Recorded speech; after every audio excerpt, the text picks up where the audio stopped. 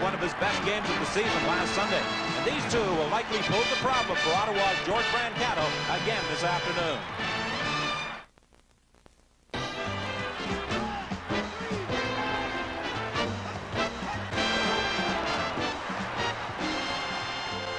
CFL 81, brought to you by Canadian Pacific, owned by Canadians, working for Canadians. By Firestone Canada, maker of the 721 Fuel Fighter Radio. And by Carling O'Keefe, brewers of OV and the Carlsberg family. It's the Alouettes and the Rough Riders. However, this time the prize is a berth in the Eastern Final. Hi, everybody. On the season record, one would think that the Ottawa Rough Riders should be favored, having won 5 games. They finished in second place. They have home field advantage this afternoon. The Montreal Alouettes won just 3 games. They didn't make the playoffs until last Sunday. However, historically, the Alouettes are favored. In the last 6 meetings, the Alouettes have won all 6, 5 of those in the final, the other in a semifinal encounter. And there are many people who feel that the Montreal Alouettes are on the verge of putting it all together. Let's find out a little more on that particular topic as we speak with our confrere here in the broadcast booth, Leo Cahill. I have to agree. I think the fans all feel that Montreal is a sleeping giant. They've got great personnel. Why haven't they won? Well, I think there's only one reason: they're missing the rudder, and that's the quarterback. Too much was expected of Vince Ferragamo early in the season. I mean, he just didn't have the experience to do it. Now, they got Ken Johnson in there. He's put it all together. He utilizes good receivers in Johnson and Scott. David Overstreet came of age last week and certainly played his best football game. He fumbled and bumbled his way early in the season, but I think he lived up to expectations as far as he was concerned last week. Now, they've got the offense. They've put it all together. Now, defensively, I've always liked them. I've always liked their front four. They're quick. They're agile. They got a lot of experience. Their secondary now is in pretty good shape. They've got Butler and Marshall in there. Their linebacking core is adequate and overly adequate when they got Cousineau in there, because Cousineau is the guts of their defense. They rely on him. Now, this afternoon, they're going to be all right offensively and defensively. And we've got a special treat with us here. We've got Ron Lancaster, the Western analyst. And Ron, I like you a lot better up here than I liked you when I was playing against you on the field. But all kidding aside, Ron, let me ask you this question. Going into a game this critical, isn't experience a big factor as far as quarterbacks are concerned? Leo, it certainly is, and Montreal has the advantage with Ken Johnson. Ottawa's gone with a rookie, J.C. Watt, who hasn't started that many games for him, but has played well for them in the games that he has played. He's shown he has the skills necessary to be a good quarterback in the CFL. He's got to rely on his 2 running backs, Sam Platt and Jim Reed. Although they haven't rushed for many yards against the Alouettes, they're going to be big factors in catching swing passes out in this bad footing today and forcing Montreal to tackle them. Defensively, they've had some injuries with Randy Rhino out of there and the deletion of Eric Manns, and they've inserted Glenn Cook and Rick Soviet into those 2 spots, so that's going to come down maybe to the coaching of George Brancato, who many feel is the best coach in the CFL. He's been in the league a long time, and there's a lot of rumors on him. Leo, what do you think? Well, as far as George is concerned, it must be pretty satisfying to know that he's wanted by everybody when he's only won 5 games. But as far as George is concerned, I think he's going to do it this afternoon. He's a smart coach, and he's ready. Well, let's go down and see what John Wells has to say to George right now. Okay, Ron, a week ago when these 2 teams met, the pressure was squarely on the Alouettes. George, where's the pressure today? I think pressure's on both sides. It's sudden death football, and whoever wins goes on next week, and whoever loses packs it in. Is the field an advantage to the Ottawa Rough Riders? You've played in this kind of stuff a couple of times this year. I don't think the field's an advantage to anybody in a mess like this, but being here and not in the Big O is an advantage to us. Okay, thanks very much. Good luck this afternoon. Okay, Don. The field is muddy, but weather conditions are near ideal at Lansdowne Park, and we'll return right after this. The Eastern Conference semifinal at Lansdowne Park in Ottawa, with the winner moving on to the final next Sunday at Iverwin Stadium against the Hamilton Tiger Cats. And now, the singing of our national anthem with Dylan O'Connor. Oh, Canada, our home and native land, true patriot love in our sons' command. With glowing hearts we see thee rise, the true North strong and free. From far and wide, oh Canada, we stand on guard for thee. valeur de votre paix protégera nos foyers et nos droits. Protégera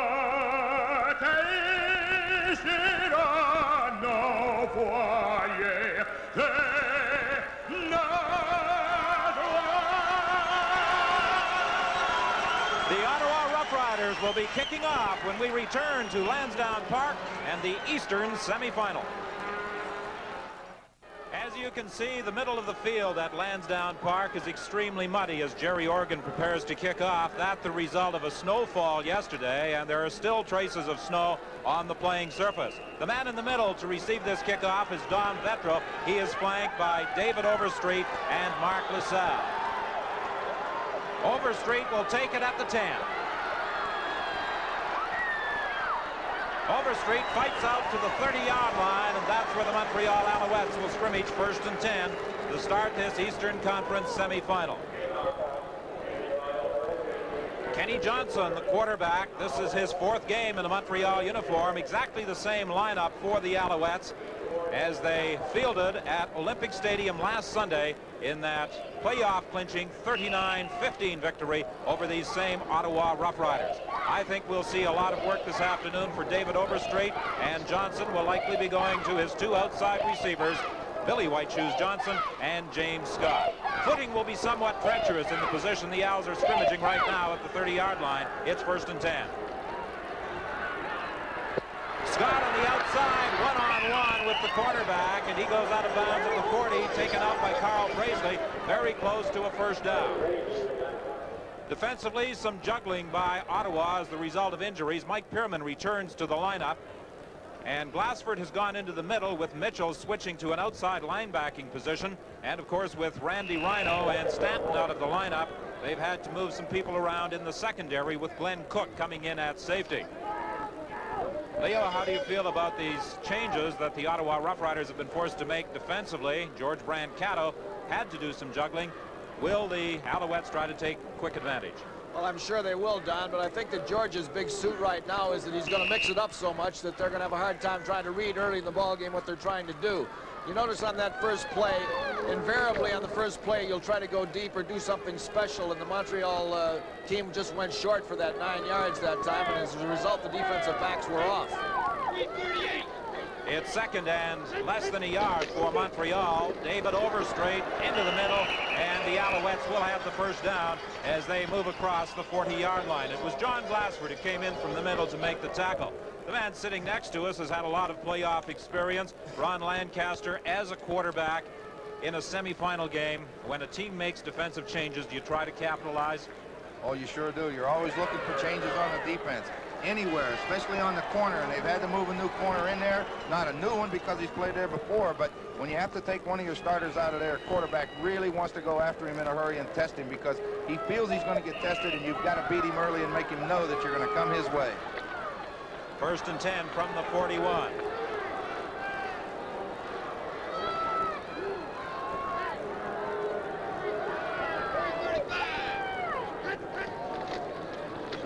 Overstreet, he's going to be dropped for a loss back at the 40-yard line by defensive end Jim Piaskowski. Ottawa now was in their 34 defense that time, and that's pretty tough to run against. That's the old Oklahoma defense. You see those linebackers scraping across there real quickly. Now that's Glassford 76 and Mitchell 53. Up front, they try to get those linemen on top of the offensive linemen, and so they can't get on those linebackers and let those linebackers roll from sideline to sideline, see if they can end up with the tackles. J.C. Watt staying loose at the Ottawa bench in anticipation of moving in perhaps after this 2nd down play. Johnson is going to be dropped for a loss back at the 33 by Greg Marshall, who came in from his defensive end slot. That's something they will have to do this afternoon, is put pressure on Johnson, and they did.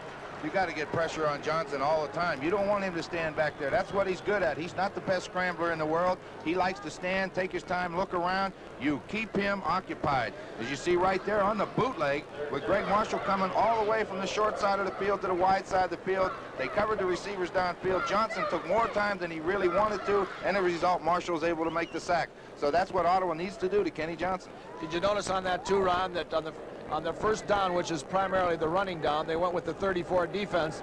On the second down, they went with the 6 defensive back situation in there and covered very, very well downfield. That's where Marshall came from the offside, made the tackle. So they're varying their defenses very good. On third down, Don Sweet stands at his own 17. He'll be kicking to Calvin Kirk and Carl Brazeley. Randy Rhino, of course, is out, and he's the most valuable member of that Ottawa punt return unit. Brazeley will field it at the 45, and Brazeley is down in the mud at the 49-yard line. And it was Gene Beliveau who was down there to make the tackle. Now, penalty flags are down.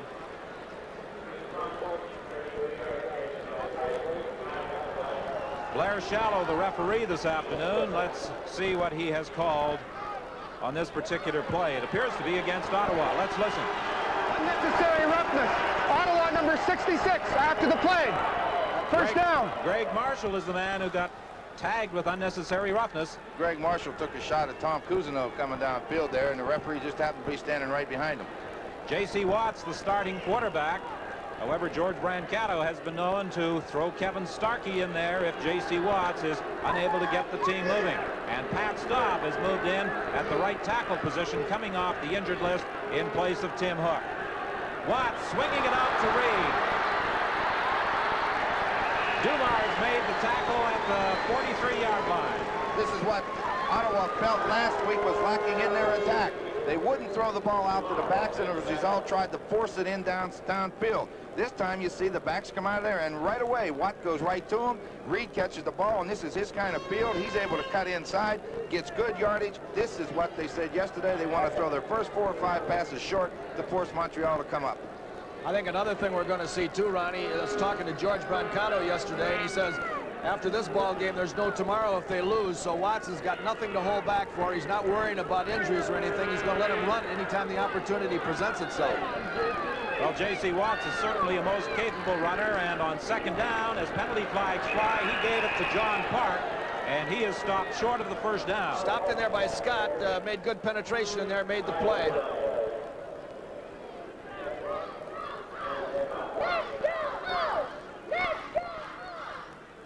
Let's find out what Blair Shallow detected, and the indication is illegal procedure against Ottawa on second and short.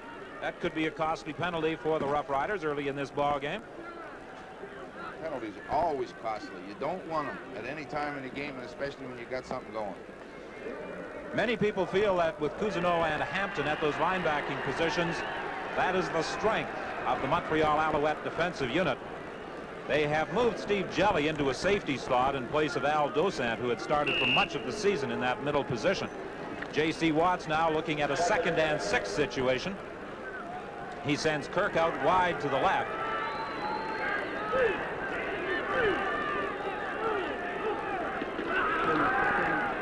Looking for Gabriel, and I should say Walker on the sideline. He's got it at the 45.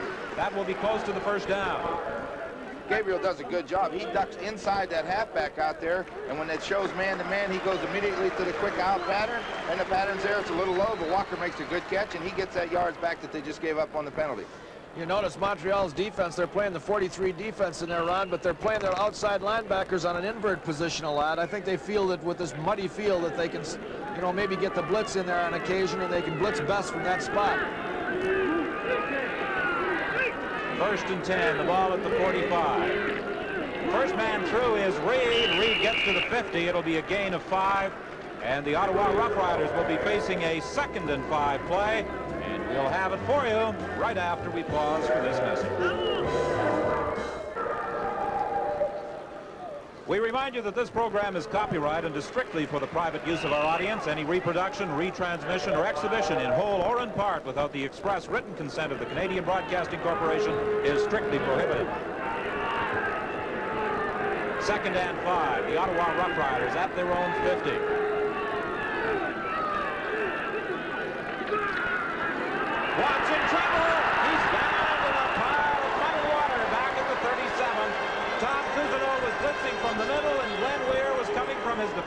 tackle spot.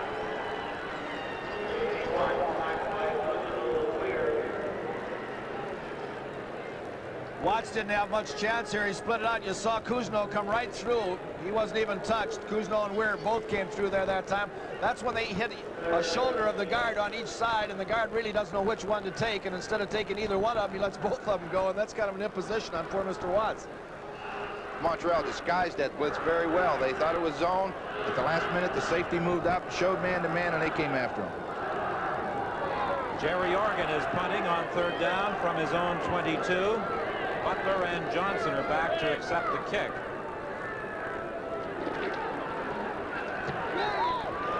Pretty good kick. Indeed, as it's taken by Billy Johnson at the 30. He finds a hole. Penalty flag flies. This one may be called back despite this effort by Johnson, who is going to score unless he is run down by Gabriel. No, he'll go in, but it will be brought back. Oh, what disappointment for the Montreal Alouettes as Johnson whipped the distance, but there is a flag back at the 33.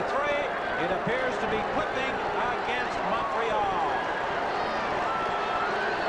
Well, that's a real heartbreaker on a play like that, to lose that at this stage of the ball game.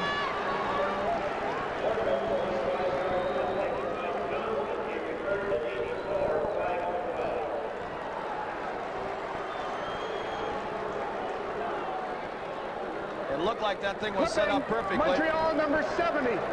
First down. Doug Scott. The clipping infraction right here. Perhaps we can see it. Started to the outside and just came right up the middle, and I couldn't see Scott do it, but apparently he made the clip right down there when he first got a hold of the ball. Now you see Johnson turning, and here's what a good back does when he gets a speedy defensive player like Sutton following him right there. He runs for the sidelines, and he just takes as much of that field as he possibly can and goes right to the flag and gets in there for the touchdown. The Alouettes, rather than have 6, they're now scrimmaging 1st and 10 from their own 17. They swing it out, but Overstreet is upset back at the 10. Good penetration by Billy Hardy to dump Overstreet, the rookie from Oklahoma, back at the 10-yard line. The rush was on Johnson that time. I think it was a one-man screen out there, but the defensive end coming hard to the outside forced Johnson to put the ball in the air a long time. That allowed Hardy to react to it. He beat the blocker and came up and tripped Overstreet up. It's a good play by Hardy, but his defensive end made him put that ball up and made the play. Ottawa came from behind in their first clash of the season back in July to eke out a 2-point victory, but the Alouettes won by 24 last Sunday to qualify for 3rd place. Overstreet is going nowhere in the grasp of Mike Raines. Raines, the veteran from the University of Alabama, number 79, reacted well and filled the hole as Overstreet tried to go up the middle.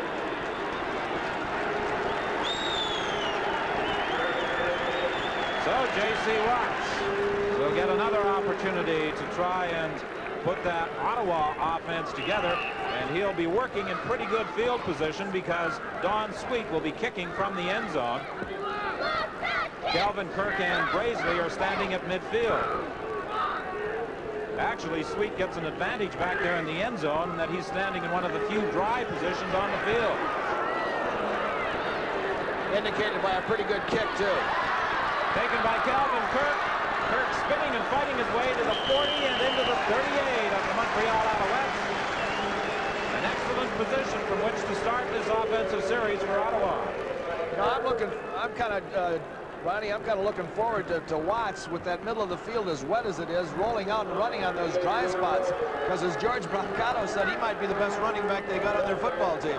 Well, I believe he is the best running back they have. And you notice Montreal, when they run the football, are trying to run to the sidelines from the hash mark to the dry area of the field. And I'm sure Ottawa's no different. But with Watts' ability, he can put a lot of pressure on the defensive lineman. Quite a contrast in weather conditions today and yesterday.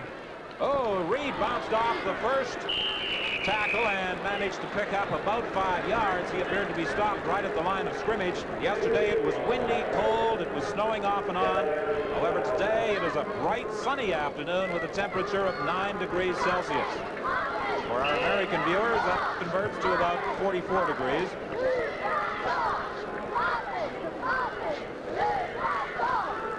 Now, we were looking at this earlier in the ball game just before it started, watching the cheerleaders down there up to their ankles in mud. You can see right now how badly that mud is hurting the progress on the sideline.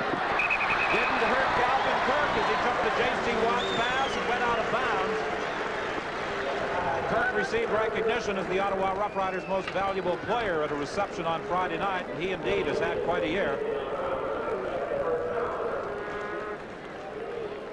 Kirk just went down 8 yards and just turned right out and just took that thing very easily and stepped out of bounds. Again, they're giving him a little bit of distance on the sidelines because they know he can go deep.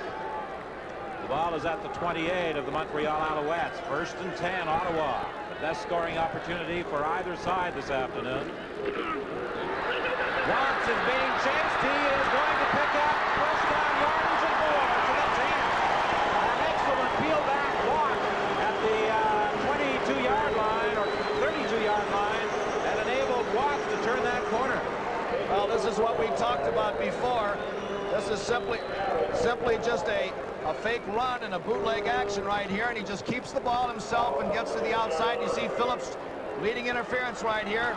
Phillips gets a block there, and he keeps the ball going downfield. Kirk gets a block down there, and they're in excellent field position. It was Val Belcher who came back to throw a key block on Willie Hampton, the linebacker, who was in pursuit of J.C. Watts. First down from the 10. Penalty flags fly. More flags fly in the end zone as interference will be charged against Marshall as he belted Walker. But the initial flag was at the line of scrimmage. We'll return right after this message.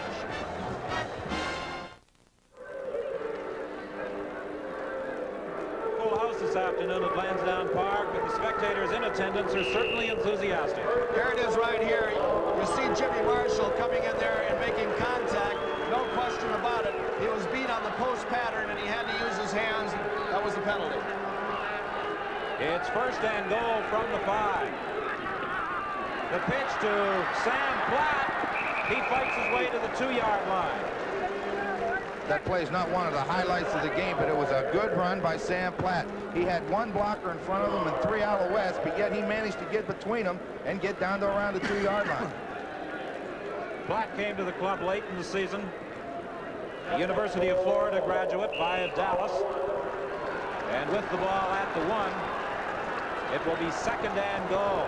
George Brancato at the Ottawa bench.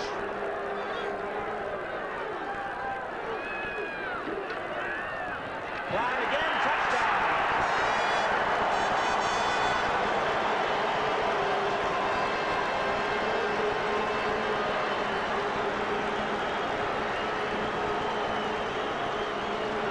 There's no mystery about this play. He starts out following Reed to the off-tackle spot, sees the hole on the inside, and just takes it right inside and scores standing up. Just a play where he just uses his eyes and runs to daylight. He started out following Reed and was going to go off tackle, but then just saw that opening on the inside off of the pursuit and just turned right back up inside there and scored. So with 5:11 remaining in this opening quarter, the Ottawa Rough Riders are first to hit the scoreboard, and with the conversion by Jerry Organ, it's 7-0 Ottawa. Ron, what do you think about this stage of the game? Well, Sam Platt, we said, didn't rush for very many yards against the Alouettes in his other 2 games. He didn't rush for very many there, but he got a big 2 to get down close, and then he made the good move to get into the end zone. This is all they care about. The statistics right now mean nothing. It's win or go on, lose or go home, and they don't really care about those all-year statistics. It's what we talked about before, too. There's probably a lot of people in Eastern Canada surprised by what the Ottawa Rough Riders have done here, but we're certainly not surprised. We've seen George Brancato do this several times, and they're going to be tough to beat with that first score under their belt here this afternoon. Well, he's happy to be here in Lansdowne Park, #1. And when you come into a football game, and any game, and especially when in the playoffs, you need to get something going early. They got good field position by the defense, and then J.C. Watt showed them how to put it in the end zone, and that's got to be a big confidence builder for that Ottawa club. And, of course, it had to take something out of Montreal when they had that punt return by Johnson called back because of the clipping infraction. But with Jerry Organ adding the convert, it's 7-0, and Organ prepares to kick off. Overstreet, Petro, and LaSalle are back. A squib type of kick picked up by Junior Ayu. All right, Junior Ayu. Junior don't get a chance to handle that ball very often. He took advantage of it. He looks like he likes running with that football. The Alouette coaching staff would prefer it was somebody a little faster afoot, but Junior lugged it up the middle. Watch old Junior use his blockers in here, Ron. A little stutter step in there. It took 5 or 6 of them to get him down. So at the 39, it's 1st and 10, Montreal. Johnson trying to set up the screen to Overstreet. He fumbles the ball. He's unable to hang on. It will be ruled an incomplete pass.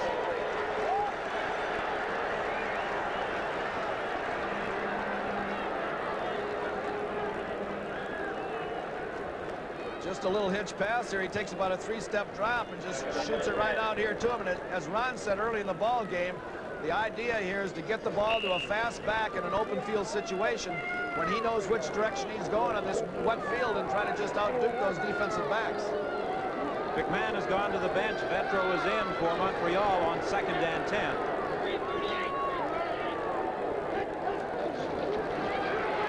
And off to Overstreet. He's trying to go outside. Being chased by Soviet and then hit by Sutton. Sutton came up from his corner position and drove right into Overstreet and knocked him out of bounds. And this Ottawa Rough Rider defensive unit is certainly inspired this afternoon.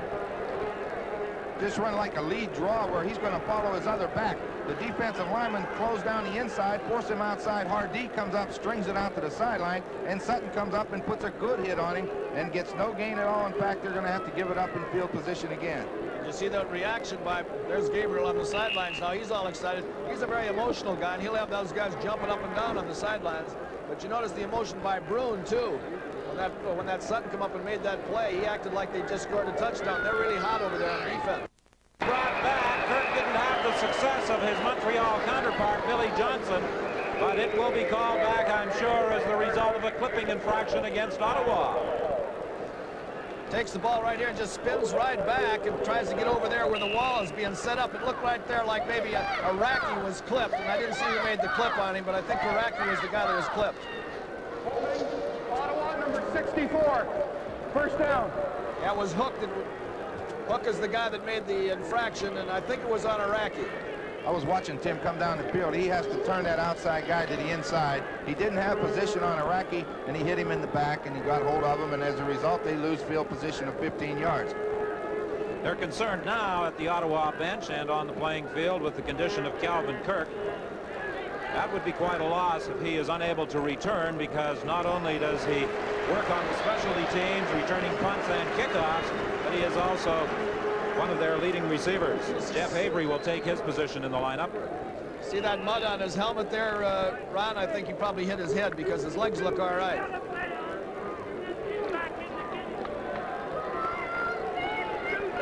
Somewhere in that pile-up, Calvin Kirk goes down and was shaken up. The Ottawa Rough Riders are back at their own 25-yard line. Picked off by Montreal. Tom Cousineau has the football. Cousineau is down to the 22. That's how a football game can turn around, Ron, as you well know. Well, when you bring those two setbacks in motion to the side of the field and you try to throw that dump pass inside, the middle linebacker is going to be there. And as you'll see Watt step up to throw that little dump, Cousineau is coming, just sticks out his hand, tips it in the air, grabs it, and away he goes. And that's a good middle linebacker. He's got to do that. And this big guy knows what to do, and he gets the ball, too. Changed hands and looked like he knew what to do with it. 6'3", 227-pounder, injured most of the season, with a big turnover.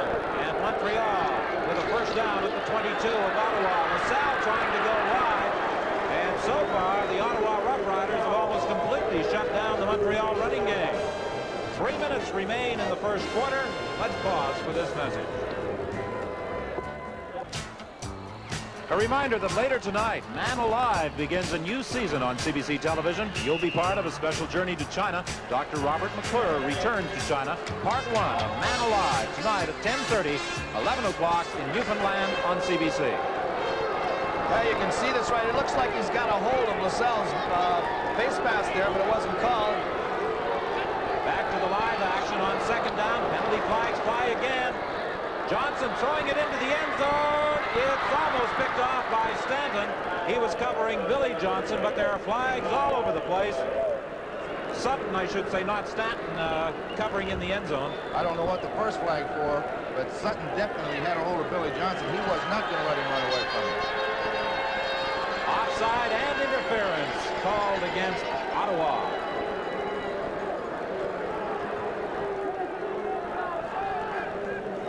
Now, Ronnie, right down here, we'll wait for the referee's call right here and see just exactly what happened.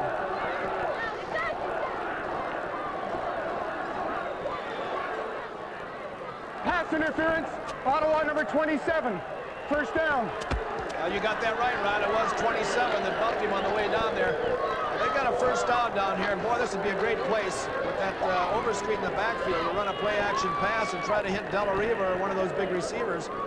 They got the advantage of knowing which direction they're going. They've run that play-action pass this close down there on the inside, and Ottawa's got to honor that. One of those guys could get open very easily. Especially if a linebacker has to cover that first back out on slippery conditions. You sometimes can get right by him before there's a chance to move out of his stance. That's right. The linebacker would be covering him coming out of the backfield. Good point. First and goal with the penalty from just inside the 10-yard line. Overstreet is piled up after an advance of about 1. Well, I don't know about that play right there. They're getting it toward the middle of the field, but what do you want to get it toward the middle of the field for? Because you're going to fall down trying to kick a field goal. Why don't they do something down there that can get them in the end zone? Toughest 10 yards in football is the 10 yards coming out and the 10 yards going in. And they went into a power high set, which brings all the defensive backs and everybody else right up on top of you. And it's not really a good chance to throw that play action. Mike Raines was the man who stacked it up in the middle of that Ottawa defensive unit. I think Roland Mangold may have some problems with Mike Raines in there this afternoon. Well, that's a mismatch in terms of size. Penalty flags again. This time I think it will be against Montreal. Are they ruling a catch? No. LaSalle was unable to hang on in the end zone. Even had he been able to catch it, I think it will be called back anyway. Well, I don't know what the call's going to be, but I think Hardy was offside.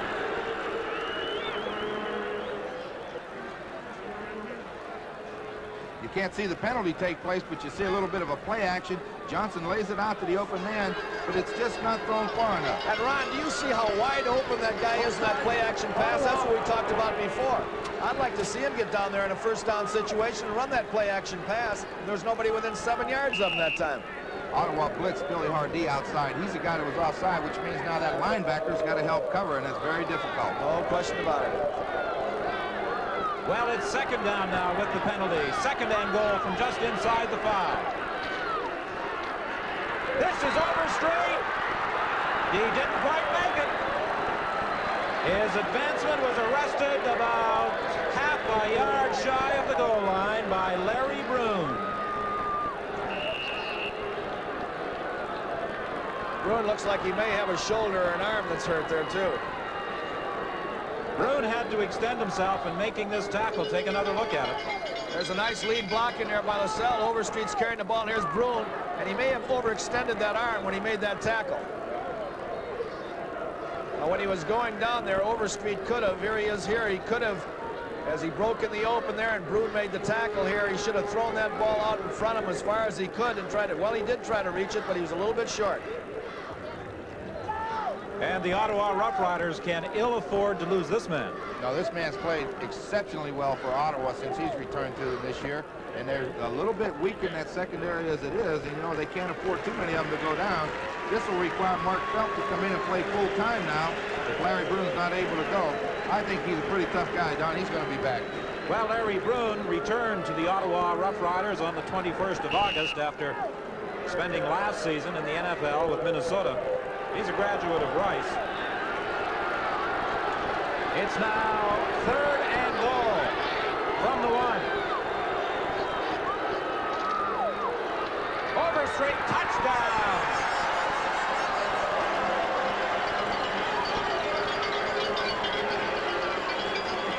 David Overstreet made no mistake in that one. There's a little bit of movement right here by a flanker, as you see, trying to get an advantage of a lead block in there along with LaSalle.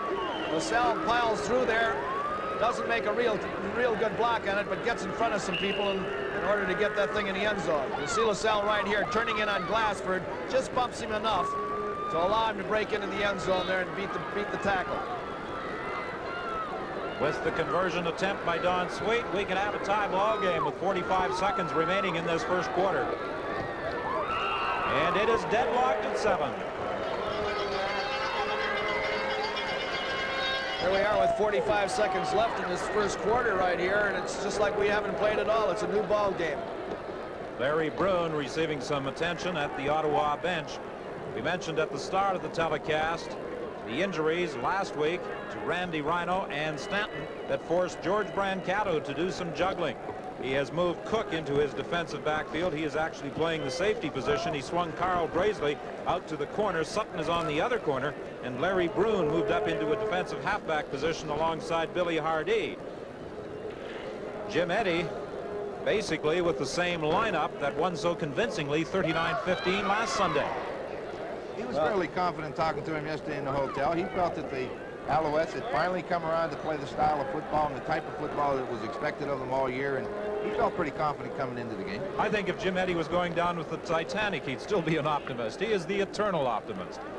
Well, I'll tell you one thing, that could have really hurt Montreal, that early touchdown by Ottawa, but that interception there by Cousineau gets him right back up and gives him a little bit more confidence. Calvin Kirk and Brazeley are back for the kickoff by Don Sweet. We might point out that on punts and field goal attempts, you may see the ball shifting position. The two teams and the officials have agreed that they can remain inside the hash marks and move the ball to find a dry position from which to kick.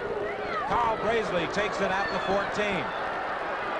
Oh, did he run into a hit at the 34-yard line? It looked like Beliveau made the tackle, number 76. It's very difficult to pick out those numbers, but he came up and looked like he made that hit, and it was a substantial hit.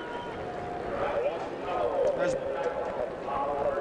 Brazeley is coming up there and doing what all good backs do on kickoff returns, just hitting that seam and trying to break it, and boom, up comes that helmet and hit him pretty good. That'll make him peak next time, Ron. Well, Larry Brune was in there on that kickoff return, but we've been informed he does have some problem with a pinched nerve. Watch this guy run with the ball now. He's going to run again. Good pursuit, though, by the Montreal Alouettes. And they upset Watts as he crossed the 40. It was Keith Gary who strung it out from his defensive end slot. And this Gary, a diamond in the rough, certainly came into his own last week. Nice to have somebody about 6'4", weighing 260 pounds that can run with those backs like that, Ron. Well, I'll say that's a good play for the Ottawa offense, getting J.C. Watts outside. That's right. And Gary run him down. It's a good play for both teams, then. There's the man we were talking about, Larry Brune, with that pinched nerve in his shoulder, but he's going to continue, obviously. Watts to the sidelines. Calvin Kirk escaped from the first tackle that then was taken out of bounds by Charles Cornelius, and that's the end of the first quarter. The score is tied at 7 in this Eastern semifinal. Don Whitman along with Ron Lancaster, Leo Cahill, and John Wells at Lansdowne Park in Ottawa. The score is tied at 7. Statistically, as you see, the Ottawa Rough Riders have a slight advantage. From their own 46, they're 1st and 10. Reed picks up perhaps a yard. Jim Reed, the Wilfrid Laurier graduate, big fella, 6'3", 230 pounds. Something interesting here, Don. J.C. Watt has completed 3 passes. They've all been out patterns on Charles Cornelius. Right now, starting the second quarter with the dry side again, is where they like to work. Montreal changed their defense. They dropped the halfback deep, and they got Cornelius sitting right now in that area to pick that out off if they want to come back to it. Calvin Kirk comes out to the right. He'll be working against Cornelius. Going deep for Stokewell. Knocked away by Dumars. Actually, Dumars and the safety, Steve Jelly, came over, and had they not collided, perhaps there would have been an interception. That's a good call against that style of defense. You send 4 men straight down the field running, and then you try to drop it into the hole. But you got to remember, J.C. Watt takes a long time with it. Here he comes off the line of scrimmage right there, and on the outside, you couldn't see it right there. But Calvin Kirk was really curtailed as far as trying to get downfield was concerned. He got busted pretty bad. There's Stoka looking up for the ball right there. and you see Jelly come in and do Mars, and you know, as it was, it went right between their arms, though, and maybe if Stocco could have kept his eye on the ball, they ran into each other and fell down, he may have caught that ball and gone all the way.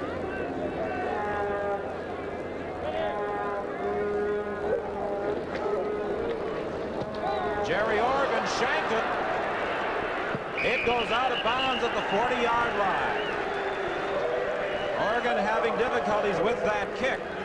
I refer back to last Sunday afternoon, Leo, in Montreal, where Oregon had some difficulties kicking the football. Well, I'll tell you, I saw him a lot of years when we played against him when I was coaching. He never had any difficulties. Now all of a sudden he's having difficulties. But Jerry is a winner, though, and you know, George seems to think he can still play 3 or 4 years, George Brancato. So, no, he may be cold out here, but he's the kind of a guy that can make the big kick that can win for you, too, because he's done it a lot of times. There are a lot of teams that could verify that. A kick of 23 yards by Jerry Organ. 1st and 10, Montreal. They are at their own 40. Johnson over the middle, complete to Peter Dallarino. First down at the 53 of Ottawa. William Mitchell made the tackle. You can't afford to give this man time to throw. Nothing simple or nothing hard about a very simple pattern. Zone defense. Dallarino, being the veteran it is, he goes down, finds a little bit of a hole. Johnson finds him. Big gain. Dallarino went down the mud. He got up very disgusted, shaking his arms in that mud. Boy, that must be an awful feeling to go down face first in that mud. As long as you get up. As long as you catch it, Ron, that's the important thing.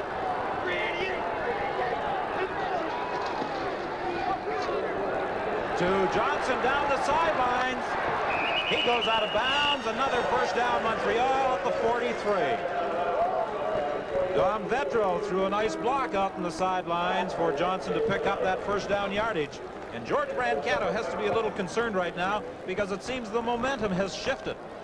Just another 2-step drop there and right outside to Johnson. And again, it's like Ron said early in the game. Get it to him in the open field situation. Let him run with it.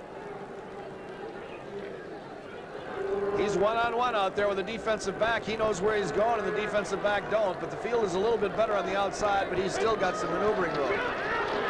They give to Overstreet, and Overstreet bowls his way to the 37.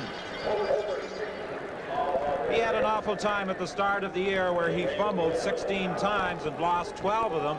But in the more recent games, he has been hanging on to that football. It's almost a fake pass end run type thing. Good block there on Sovieta. It looked like it could have been pretty close to spearing in there, but nothing was called. Gain of 5 for Overstreet. It's 2nd and 5, Montreal. To Johnson again. He gets a block from Auburn down the sidelines. He's down. Well, that's all he needs is a little bit of daylight. He can turn it on, Ron. They showed safety blitz. They're all coming after him, and he just raised up and threw it out to Johnson. He got a half of a block, but with his ability, he split the 2 tacklers, and it's a foot race, and he won easily. Just a 2-step drop again. A throw right out there to the outside. A block, that time on Sutton on the outside. Hardy missed the tackle, and he goes right down the sidelines. That's the last guy. I didn't get his number to make the try there, but this guy is gone.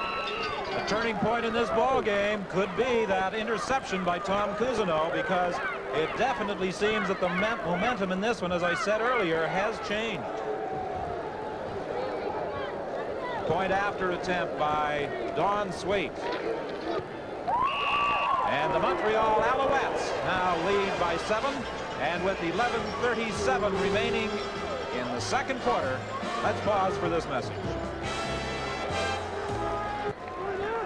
The Ottawa Rough Riders scored first, a touchdown by Sam Platt, but late in the quarter, an interception by Tom Cousineau led to a touchdown by David Overstreet, and then Billy White Shoes Johnson on the pass from quarterback Ken Johnson has put the Montreal Alouettes in front by 7 as Don Sweet prepares to kick off. Brazeley goes back to his own 7-yard line. He finds some room to the 35 and then is ridden down into the mud by Jean Beliveau. A reminder that later tonight on the season premiere of Marketplace, a look at railroad safety. Remembering the Mississauga train derailment 2 years ago, Marketplace looks at the recommendations on improving the transport of dangerous chemicals. Tonight at 10 o'clock, 10:30 in Newfoundland on the CBC television network.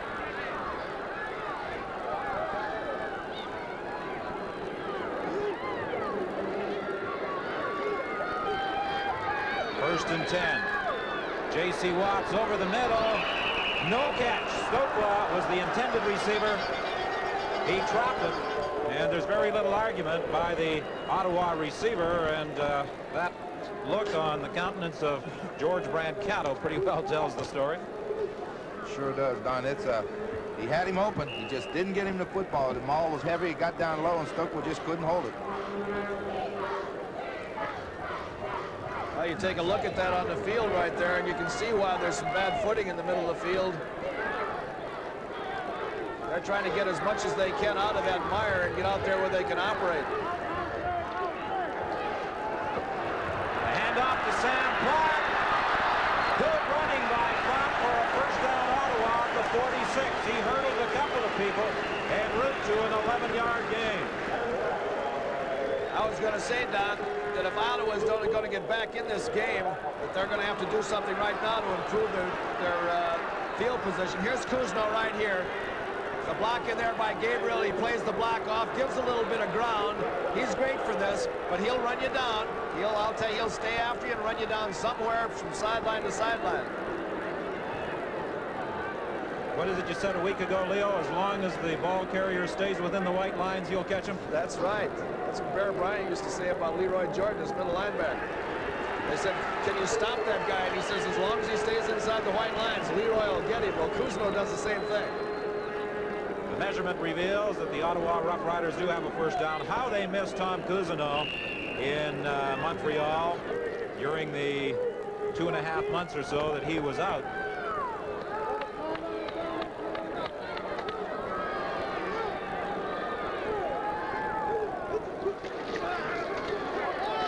It's almost picked off by Dumars, intended for Gabriel.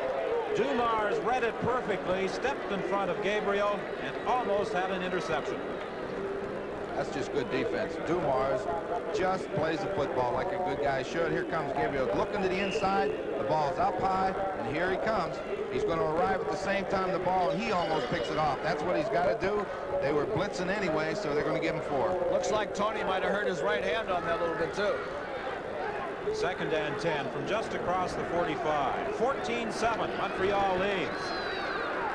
Watts to the sidelines. First down. Jeff Avery just across midfield. Charles Cornelius was the back who took him out.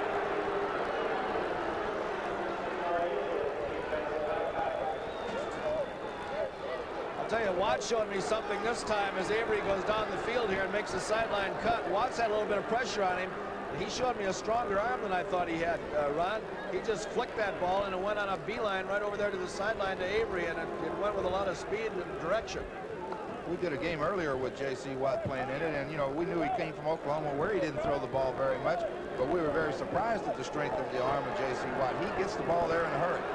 That was Thanksgiving Day over in Edmonton, and he was under tremendous pressure, Ronnie, because when you go up against the Eskimos and send everybody at you in almost every play, he had a rough baptism. Everybody in the park had a shot at him that day, I believe. Gary Hayes hit him one time that he ended up fumbling, and Fennell taking him for a touchdown. But I'm surprised he got up, but he got up, and not only got up, but he played well after that.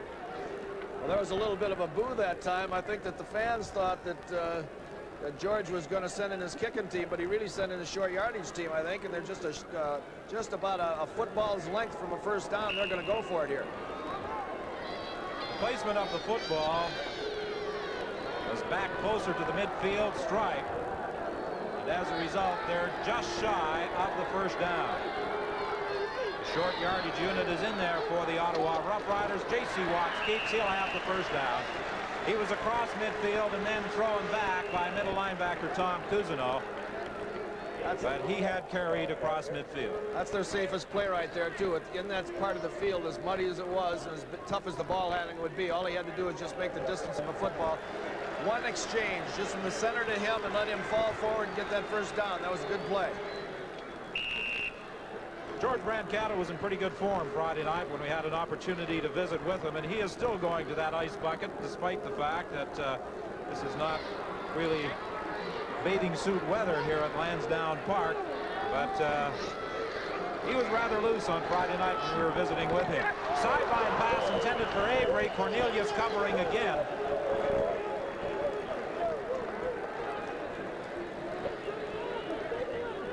Ron, I don't know whether they're trying to work on Cornelius here on the sidelines or not. I understand Cornelius is a pretty good man cover guy, but Avery just bends out here again and tries to get in front of him, and Cornelius just comes up and shoves that hand right through there and knocks the ball out.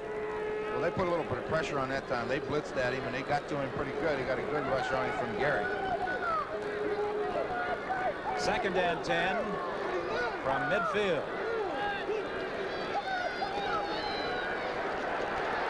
Watts will run up the middle. He is going to be stopped short of the first down. He fumbled the football, and I think Montreal has recovered. They have.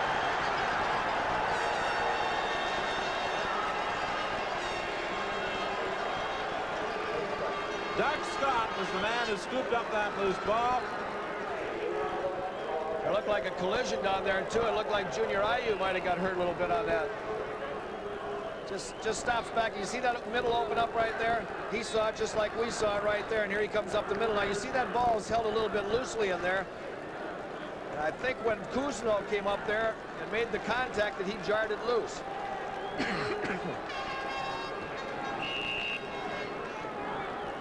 Junior Ayu heading to the Montreal bench. It appears as though he was winded more than anything else. At the 48 on the turnover. It's Montreal 1st and 10. Johnson over the middle. Incomplete. Intended for Nick Araki. Araki's a rather imposing target at 6'6", 236 pounds, a graduate of Bishop's. He was the #1 draft choice in 1979 of the Montreal Alouettes. He just went down, bent right there in the middle. You can see him right beyond the referee right there. Hardy comes over and really does a good job of playing the ball. You can see how muddy it is right there when you can watch him pushing himself up out of that mire in there. It's going to be pretty difficult to hold on to that ball unless their hands are dry. 8:24 remaining in the half. 14-7 Montreal leading. It's 2nd and 10. Incomplete. Don Vetro, the intended receiver, and the Alouettes will be forced to kick it away. Montreal tried to just send the receivers on a go or a streak, whatever you want to call it, and they caught him in a 2-deep zone with the linebackers running man-to-man with the receiver. The ball was out in front of him. Sovieta got out in front and knocked it down. Sovieta might not have the natural talent of many of his counterparts in the CFL, but he certainly doesn't lack for determination. You had him over in Toronto, didn't you, Leo? Yeah, he's a great kid to have on a football team. Wonderful attitude, and especially good on special teams, getting down and making tackles. A little bit shy on a couple of things as far as mobility is concerned, but not shy on attitude and not shy on toughness. Mark Philp has replaced Calvin Kirk on that punt return unit. He's back there along with Carl Brazeley. Philp will handle it at the 26. He is upended at the 37-yard line. 7:48 is the time remaining in the half. Montreal leads by. The Ottawa Rough Riders will scrimmage 1st and 10. The ball at their 36-yard line.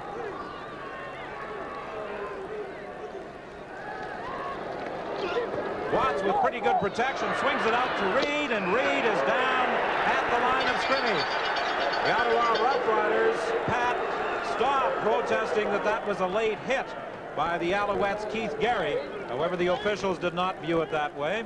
They swung it to the outside there, and Hampton just stayed on his feet and made a real good tackle out there. He's a fine athlete, and they think that maybe he come in there a little bit late with that stick, and you're not allowed to spear him. And I don't think the fans liked it too much, but the officials determined that it wasn't as bad as they thought it was going to be. 2nd and 10. Trying to set up the screen to Reed. He's got some blocking out front, but he is going to be stopped short of the first down by Dave Dumars. He had about 4 people out in front of him. However, they could not dispose of Dave Dumars, who came up to make the tackle on Reed. He gets some depth right here and draws them in and then throws it out. And you see the lineman forming out there in front. Hampton is overblocked past the play right there, but Dumars comes up and makes the play. Well, of course, the winner of this game advances to the Eastern Final against the Hamilton Tiger Cats next Sunday, and we remind all football fans in Eastern Canada, particularly in the Hamilton area, that tickets are still available for that game at Iverwin Stadium. The Tiger Cats downtown ticket office will be open Monday through Friday from 9 a.m. until 5 p.m. and Saturday from 10 until 3. That's for next Sunday's Eastern Final, Hamilton and the winner of this one. Jerry Organ is kicking to Butler and Johnson. Again, not a good kick by Jerry Organ as he continues to have problems. It's taken out of bounds at the 37-yard line by Butler.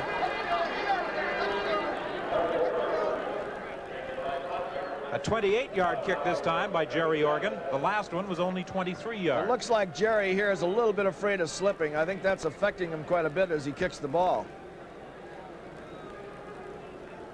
That's the only reason I could think that for him not having any more success than he's had kicking the ball is that he's feeling for his footing a little bit too much.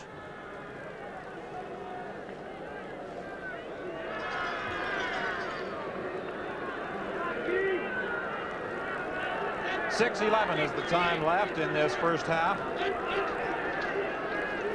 Overstreet broke one tackle and fought his way out to the 40-yard line. He was slipping and sliding after the initial contact was made by John Glassford.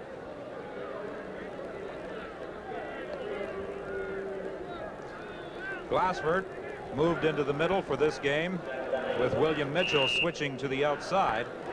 But actually, they move those people around quite a bit in that Ottawa defensive set, don't they, Ronnie?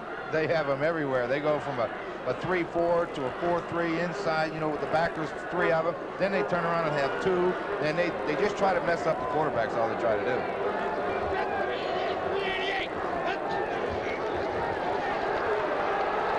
Penalty flag goes down. The pass is picked off by the Ottawa Roughriders. Sutton.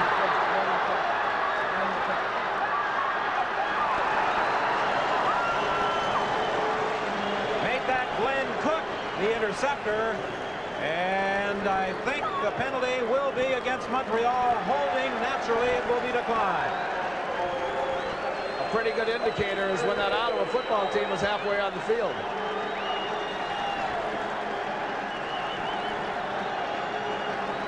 A 19-yard return on this interception by Cook. Well, the receiver fell down. It just right into the hands of Cook, and he made a nice return on it, but at that time, it didn't look to me like Johnson was rushed too much, Ron. It's just a matter of the receiver falling down and the interceptor being in a position to take it. Watts to the sidelines, intended for Calvin Kirk. It's incomplete. Cornelius was covering. 4:56 is the time left in the half. J.C. Watt's having a little bit of problem down there with that mud in that particular area of the field, and he's trying to throw that out, which is a tough pattern to throw at the best of time, and that mud on there makes that ball awful heavy, and he's not getting the distance on it. He threw that in a little short. Ron, I'm really surprised that George isn't having him roll out more. You know, he rolled out a couple of times early in the ball game and made pretty substantial gains, and here he is dropping back right in the middle of that mud all the time. That doesn't make sense, does it? Dry cleaning firms are going to benefit from this one. Pressure from the blind side. The ball's loose. Who's got it? Looks like Gary has got it. Yes, the Alouettes have got the football as Keith Gary carries to the 48. You're going to get an argument right here, Don. J.C. Watt felt he was throwing the ball forward at the time of the collision, and he felt it was a forward toss, and he's talking to the official about it. But the official's right there. He made the call. Junior Ayu came from the blind side. Watts never saw him. Watts is back here, and he doesn't even see Junior coming. And I think that's a little bit of bad judgment on his part, because when he was hit, he just shoveled the ball forward. But it was after he was hit, and I just don't think, I think it was too late. I think the official made a good call on it, Ron. Oh, good call. Hey, on the replay in here, it looked like a fumble, but he was arguing with the official that he threw it forward. The fans certainly don't agree with the officials. They are rather vocal at Lansdowne Park, but it's a first down Montreal.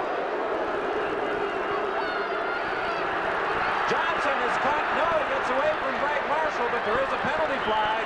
Johnson goes down at the 43. That's usually an indication of holding, and I think Doug Payton may have had a grip on Greg Marshall, who was trying to get to the Montreal quarterback, Ken Johnson. That's a pretty good matchup, Marshall and Payton. Two pretty good football players, and they both want to win. Both nominees, Shenley Award nominees, on their respective teams.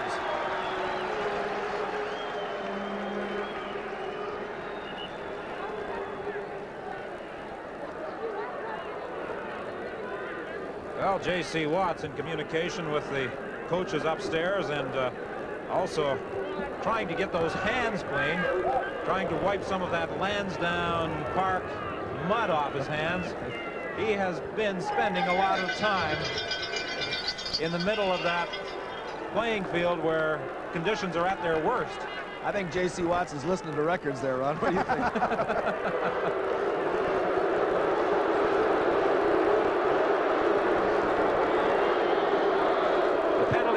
First and 20 with 3:46, and the fans are still reacting. James Scott contacted immediately by Carl Braisley, who is playing that left corner. Well, I am really surprised that Johnson on first down, especially on the dry parts of the field where he's got Scott and Johnson, that he just doesn't rear back and throw one of those deep passes, Ron. I've been waiting for it. They're one-on-one out there. Well, right now he caught him in a zone on a 1st and 20, and they're not going to be able to run too far in the mud, so just kind of stop, throw it right at him. Braisley made a good play and come up and hit him just as the ball arrived. Sure did. Scott goes wide right. Johnson is out to the left. Penalty flags go down again. Johnson is going to be caught, and he's dropped back at the 47-yard line by William Mitchell. It appeared, says our spotter Art Darch, that Mike Raines was offside. We'll be back after this. And we'll also look at the first half stats.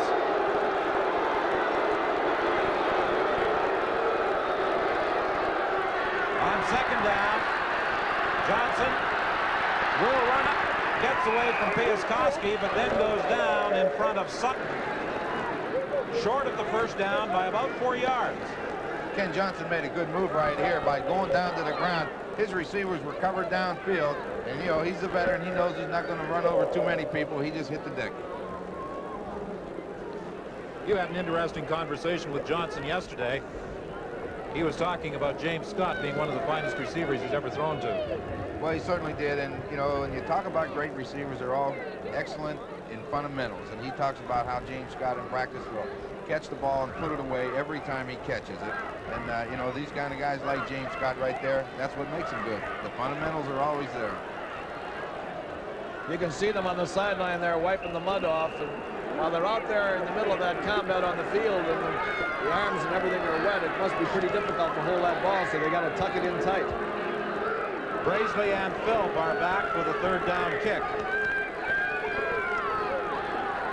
Sweet has had much more success than his Ottawa counterpart, Jerry Organ. He puts this one in the end zone. Braisley trying to run it out of there. He's being pursued and is finally stopped by Al Dosan. A single point for the Montreal Alouettes as they increase their lead to 8 with 2:07 left to play in the first half.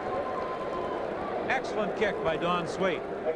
52 yards it traveled into the end zone. They talked about Don Sweet not being a good punter and Jerry Organ being the better of the two, but you certainly couldn't prove that by what's going on here today. Sweet has definitely outkicked him, and that was as good an effort, 52 yards for a single. You know, when you harken back to what happened to Watts the last time he ran with that football and tried to get rid of it, but fumbled it, I'm not too sure he's going to want to run with it too much, and that would be a shame as far as the Ottawa offense is concerned, because if they're going to have any success, they got to use him on rollouts and let him run with it a little bit.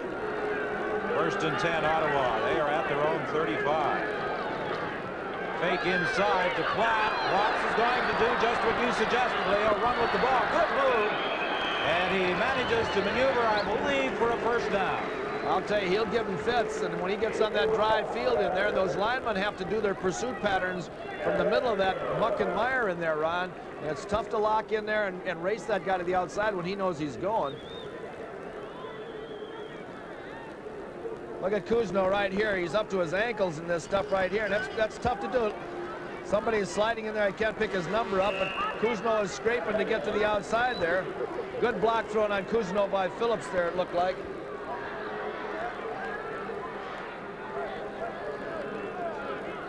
Just a little shy of a first down. Second and less than a yard, and this time, quarterback J.C. Watts has it. 1:56 is the time remaining in the half. 15-7. The Montreal Alouettes lead the Ottawa Rough Riders in this Eastern semifinal. We were talking to George Brancato and asking him psychologically the effects of last Sunday's 39-15 loss. He said, well, if they watch the films enough, they'll be fired up this afternoon because they were beaten. I imagine George reminded them plenty of times this week. It's not a bad rushing average for the quarterback, J.C. Watts, 7.3 yards. Calvin Kirk in the sideline, spins away from one. He was out of bounds.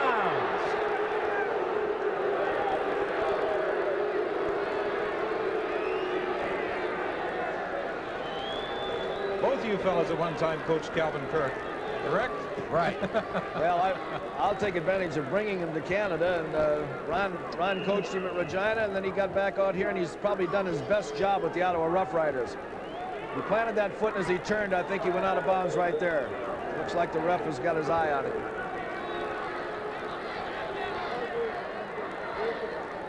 Second and about 2 for Ottawa. Sam Platt should have the first down as he just puts his head down and burrows into about the 52 of the Montreal Alouettes. Well, they'll place it at the 53, but that should still be enough for a first down with 1:31 remaining in this opening half.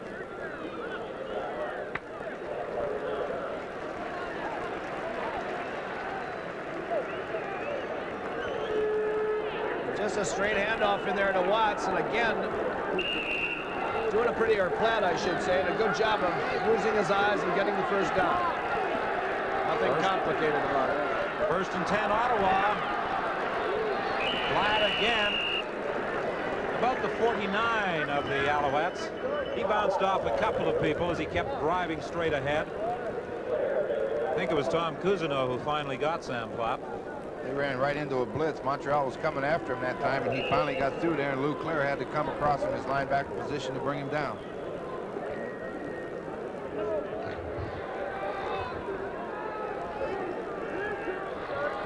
.110 the time left in the half. Cousineau from his middle linebacking position as Watts throws over the middle. Incomplete. Pat still for a first down. The ball is at the 31. The ball had eyes, Don.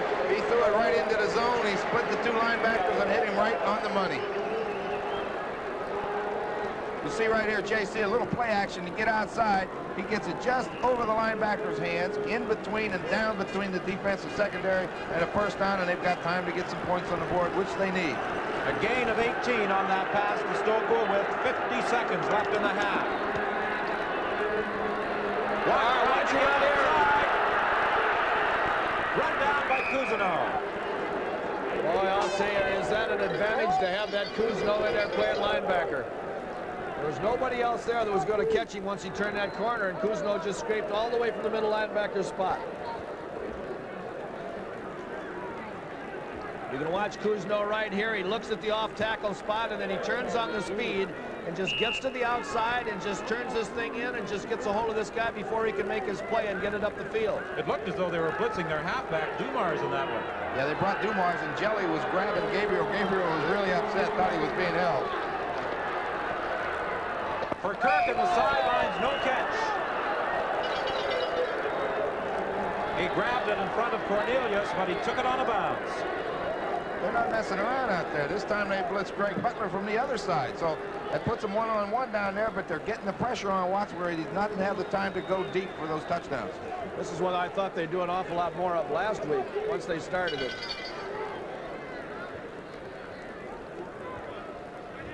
Kirk plants the foot here, and you'll watch him slip right in here.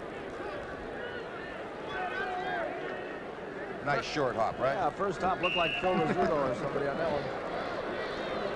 Phil Rizzuto. Well, that's back in my time. Phil Rizzuto. Well, Jerry Organ missed 3 in a row last Sunday in the final game of the season for both teams at Olympic Stadium. Field goal try. This time is good. That's what we're talking about with Oregon there. That's a big 3 points, and that makes it as far as the second half is concerned, it makes it a pretty good-looking football game. A 37-yard field goal by Jerry Organ with 33 seconds remaining in the half.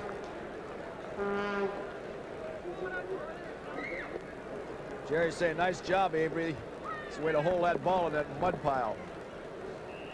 Avery told him, if he missed it, I'm not holding any more for you. That's right. So I'm the guy that's kneeling down there and that stuff. Well, let's see what the Montreal Alouettes might be able to do in the final 33 seconds of this half. Going deep. Intended for Johnson, incomplete. They had 3 receivers in the vicinity of that ball. Araki was there, Johnson was there, and so was Scott. They tried to play basketball that time. They just put 3 of them out there.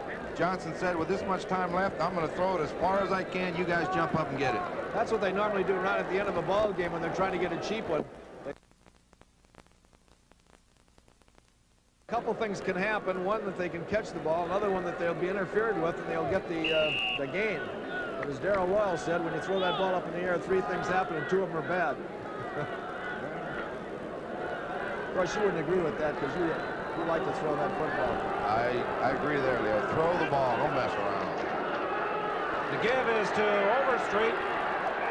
And he is down at the 34 or 36-yard line. Sovieta made the tackle again.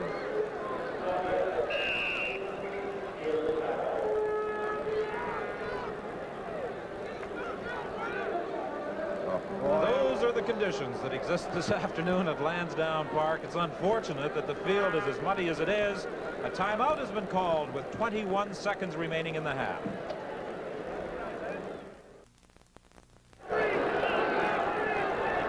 Well, the Ottawa Roughriders called that timeout to stop the clock, and they'll have time for a play with this 3rd down kick by Don Sweet. Calvin Kirk at the 35, anxious to get out of bounds, and he steps out at the 36.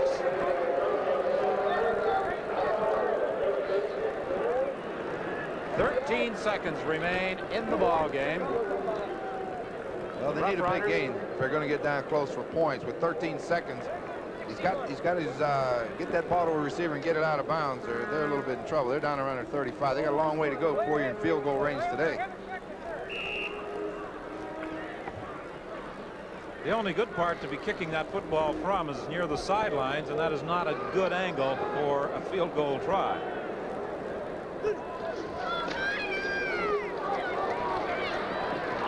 Almost picked off. It was intended for Stokwa, and it was Tom Cousineau, the middle linebacker, who knocked it down. He's playing quite a ball game. Good range again. A little play action fake, gets outside, and Cousineau, with his speed and his quickness, he gets out there and dives out and knocks it down. Boy, I'll tell you, I can see why they missed him all year. Well, when he returned to the lineup last week for that game at Olympic Stadium, he was gasping for breath partway through the 3rd quarter. That was his first game. He'll play better today. Well, Calvin Kirk made the catch, but he was about 3 strides outside the white lines. And there's also a penalty flag at the line of scrimmage with 5 seconds remaining in the half. Interference called against Montreal. What would you do right here, Ron? 5 seconds left in the half. You're in midfield. You going to play it safe, or are you going to just try to get it down there and see if you can get some Montreal points? number 62. First down. Hampton was charged with the interference. I'm going to throw a screen pass. I'm not going to throw it down the field. They're going to be 4 deep as far back as they can get. You're not going to throw the ball. That's heavy today. You're not going to throw it very far. They're deep. Good. Throw a screen to somebody like Platt that got good speed, and hopefully he may break one or something. That's about all he's got. Not a bad call. Wish I had you playing quarterback. For Reed, and Reed is belted almost immediately. Hampton came up to make the tackle, and that's the end of the first half. Our halftime show coming up after this. The Montreal Alouettes lead the Ottawa Roughriders by 5 after 30 minutes of this Eastern semifinal. Leo Cahill, in the second half, I think the Ottawa Roughriders might have to utilize the running of J.C. Watts a little more. Yeah, we're going to see that right here in the highlights very briefly here, but Watts has got a lot of dry stuff on the outside there. He's mired in the mud here right near the hash marks. He fakes the bootleg right here like it's going to be a run to the wide side of the field and then keeps. Gets the pursuit here from Cousineau in the back, but Cousineau can't catch him at this time. Weir tries to catch him. He can't catch him either. Phillips is out there in front, but Gary comes over, number 75, makes a great play, and it's nice to have a guy like Gary around with that kind of speed. Now we'll see the touchdown right here by Platt, and you see that Reed going in there to lead, and Platt just finds the inside, uses his eyes, and takes it into the end zone for the touchdown. That was a 7-0 first quarter lead for Ottawa, but then Montreal came back. There's an attempted pass right there to Reed, and Cousineau picks the thing off. Comes out to the outside right here. Looks like he knows what he's doing carrying that ball, and that was one of the biggest plays of the first half because that turned the momentum around and give Montreal an opportunity to get back in this ball game. Just a halfback lead right here, and Overstreet just takes it right into the end zone. They showed a little bit of motion by a flanker in case there was some penetration from the outside, and then just led with the halfback in there, LaSalle, and Overstreet followed him right in for the touchdown. Now here's what Ronnie Lancaster was talking about in the ball game. Get it to a fast guy in an open field situation, let him go down the sidelines, and nobody's going to catch this guy into the end zone. That was the biggest play of the half as far as Montreal is concerned. Gave him a little bit of a cushion there. And then the kicking game, a single point by Don Sweet on a 52-yard single, and a field goal late in the half by Jerry Organ from 37 yards out. And that's the score at halftime. The Montreal Alouettes 15, the Ottawa Roughriders 10. We'll continue with our halftime show after this. Well, we're back here at Lansdowne Parking with the score 15-10 for the Montreal Alouettes. We were talking earlier about the running ability of J.C. Watt, and we're going to take a look at one of the plays that J.C. Watt made very impressive for him. So we want to take a look at him, and you'll see right here that 3 guys play big roles. One is Rudy Phillips, the other one is Val Belcher, and then naturally it's going to be J.C. Watt. J.C. Watt is going to fake and come around the end with the ball. He will pull Rudy Phillips as his personal protector, but the key block is going to be made by Val Belcher, who makes his block on the line of scrimmage, swings out this way and comes back and cuts off Willie Hampton to allow him to get outside. So as we see right here, we'll get this thing going. J.C. Watt will make the play action fake. Phillips pulls outside for him as his protector. He gets in trouble, and just then Val Belcher shows up and cuts Hampton, and Watt makes a gain down the sideline, and Keith Gary has to come back from his defensive end position to make the tackle. This is what we were talking about as far as J.C. Watt being able to run with the football, and we'll be back for our halftime activities right after this.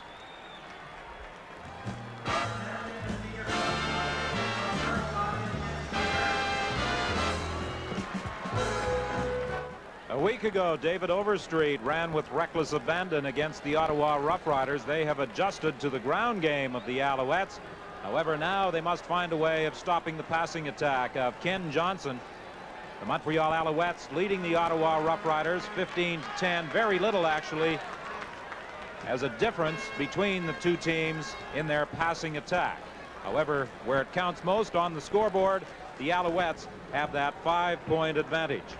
As we mentioned throughout the first half, very muddy at Lansdowne Park, the result of an overnight snowfall on Friday, and then with the +9 degrees temperature today, and that snow melting, particularly in the midfield area at Lansdowne Park, where during the course of the season it takes the heaviest beating. It is turned into a quagmire.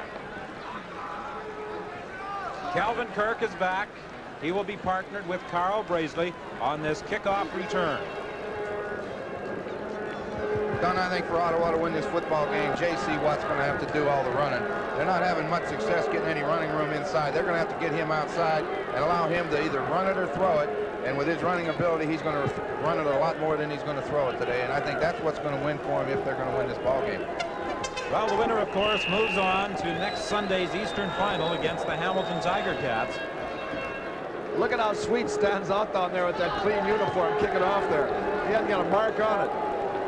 Carl Braisley goes back to his own 7-yard line on this kickoff return. And Sweet was able to keep his uniform clean as well. He was the last man, but Bracey never got that far on the run back. Looked like Iraqi and Hamiluk made the tackle. Sweet was afraid there for a minute. He had a blocker coming at him. He jumped out of the way in a hurry. The kickoff of 58 yards, a run back of 23 by Carl Bracey. They were quite happy to get Don Sweet back in the lineup late in this 1981 season. Excellent kicker. From 40 yards in, he's as accurate as anybody I've ever seen. Of course, he had that consecutive record that he established at 21 as far as field goals are concerned. From the 30, 1st and 10, Ottawa. J.C. Watts can't find a receiver. He gets away from the pressure, looks back downfield, and he's got Tony Gabriel. He fumbled the ball, and it's picked up by Ottawa. Bruce Walker was the man who did a juggling act over there to... And the flag down, I think, was the ball being fumbled forward. Right. Walker was downfield from the receiver, Tony Gabriel.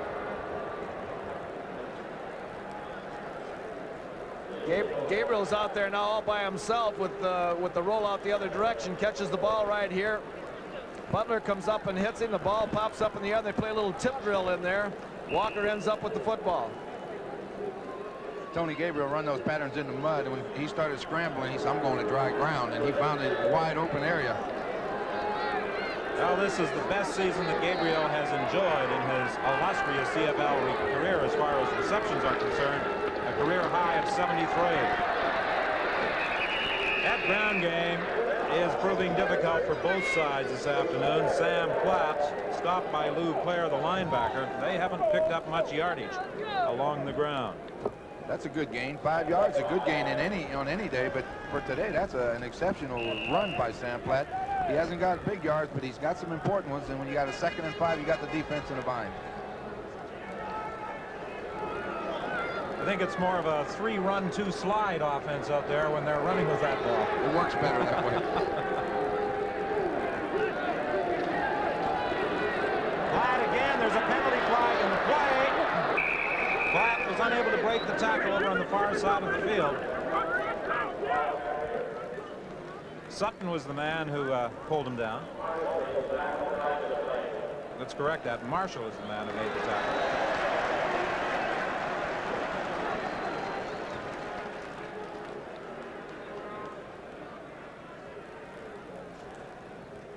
Jim Eddy took over this Montreal club late in the season after Joe Scannella was fired. Jim Eddy's main purpose right here is to get these Ottawa Rough Riders stopped, because he knows how important it is to get that first blood in this 3rd quarter. That could set the tone for the rest of the ball game, and he's got himself a lead now, and he wants to make sure that he holds on to it. First blood? Better watch that first blood, huh? Let's listen to Blair Shallow. Offside, Montreal number 77. 1st down. Junior IU offsides. A 1st down at midfield for the Ottawa Rough Riders. Well, actually, in that slot of the midfield area, they position the ball at the 54 of Ottawa. 13-18, the time left to play in this 3rd quarter. Watts throwing deep for Stokely. It's picked off by Butler. Greg Butler went up in front of Stokely at the 25 and picked off the J.C. Watts pass. A very important turnover for Montreal. That was a sensational play by Butler. It looked, for all intent and purposes, like Stokely was open on the play. He wasn't open on the play. It wasn't a badly thrown ball either. A good block on the outside there, and he got his full arm into the throw and let it go. Just an outstanding play by Butler. Back to live action. 1st and 10, Montreal. Sideline pattern. The pass is complete over there. James Scott called it in, and there's the man who intercepted the pass, Greg Butler. Had a number of big seasons with the Edmonton Eskimos before moving to Montreal this year. He's a good football player. He played really well for the Eskimos, and he's playing well for the Alouettes. And they missed him a lot, Ron, when he wasn't in there earlier in the season. They get he and Jimmy Marshall back in there in the backfield, and it's really helped them a lot in their defensive secondary. 2nd and about 3. Ian Mofford into the ball game. Man is out. Oh, there's just no running room for the Montreal Alouettes. Don, the man that made that play was Larry Brown, coming from that outside on a blitz, forced Overstreet back into the pile where he didn't want to have to go. And then the Ottawa Rough Riders come up and put the stops on him right now. You know who would have got that tackle if Bruin didn't? George Brancato. He was halfway out of the field. George was playing secondary safety on that one. I think maybe you could, I don't know if you can see George coming out here or not. But he was making the call that time. Not far enough. George has a tendency at times to get a little excited on those sidelines. The Iceman. Don Sweet stands back at his own 15-yard line. He really stands out, doesn't he, with that clean white uniform as we look at it from the end zone. Another excellent kick by Sweet. Braisley back to his own 26. And I think he tripped over one of his own men at about the 30-yard line. 11:45 is the time left to play in the third quarter.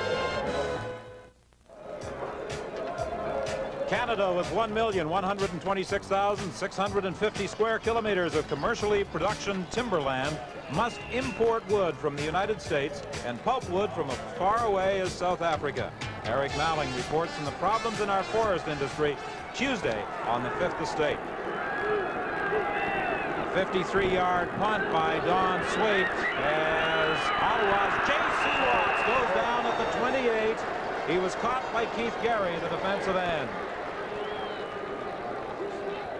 Excellent lateral pursuit by Gary. Rolling out to the outside. He hesitates just a moment here looking downfield, which isn't a bad indication, but right there he gives Gary a chance to get out and get on him. When you got that Gary and that Kuzno, number 45, running you down, you're not going to go too far. Second and 15, Ottawa. The Rough Riders back at their own 27. Watts finds Gabriel at the 35. However, he is a good 7 yards away from a first down. Lou Clare, the linebacker, with help from Butler, came in to combine talents in stopping Big Gabe, who has indicated that this will be his last season. I'll tell you, if Oregon doesn't get a good punt right here, it could be, you know, sad news as far as Ottawa is concerned, because Montreal can come up with some pretty good field position, and I'm still waiting for him, Ron, on that first down to let that ball go to one of those fast outside receivers. They've been playing the short game all afternoon now. It's about time to let one go. Yeah, sooner or later they got to come up. They're sitting pretty deep right now. They're afraid of that deep one. That hurts you. You give them the short ones, and they're sitting deep, so I don't know whether they're going to ever go to it. Oregon has had some difficulties with his last two kicks. One traveled 23 yards, the other 28. Oh, he almost had a back driven right into him. Cousineau was coming up the middle, and he almost drove Carl Braisley right back into the kicker, Jerry Organ. The fans reacted, feeling there was contact, and there are flags flying in the vicinity of the catch. Well, they came after this one, and Jerry's very determined and maybe a little bit too deliberate right there. I think the official, I think, thought that the blocker may have knocked the rusher into Oregon. That's the only way they could have construed it, because there was definitely contact made.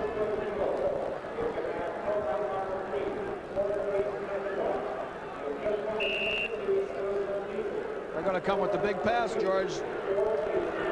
Just in 1 second here. Penalty against the Ottawa Rough Riders on the return, and it's first down Montreal at the 50 of Ottawa. Johnson setting up, throwing for Johnson. First down at the 35. Glassford protesting that he did not make the catch, and Johnson hands the football to the official and said, "I got it." He made the catch. That was a good catch.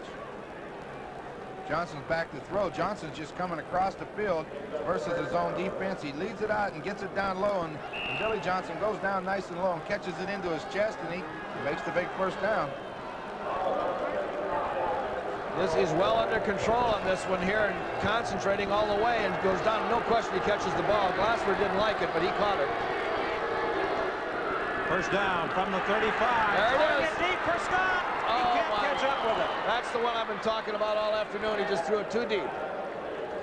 But that'll make Brazeley a little bit aware of that outside cut now, and they'll have that short pass out there to the sidelines under control now for a while. Scott came down the field and gave him a little move like he was going to go inside, and Brazeley took it, and then he just went by him. And Kenny Johnson would sure like to have that throwback. Oh, would he ever? I think he had to throw a little sooner than he really wanted to. I'll tell you one thing, I never saw Lancaster ever miss a pass like that. Talk to his receivers.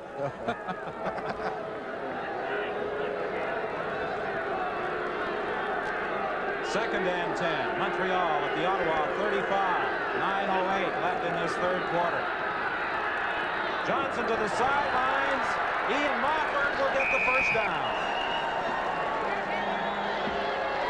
John Glassford and John Sutton came over to stop Mofford, who began this season with the Winnipeg Blue Bombers. Was claimed by Montreal late in the year. He started in Montreal. He's a Montreal kid, and pound for pound and day in and day out, he earns his keep. He'll go after you on kickoffs and kickoff returns. He's a good blocker. He's a good special teams guy. And that was a key catch right there, too. First and 10 at the 23.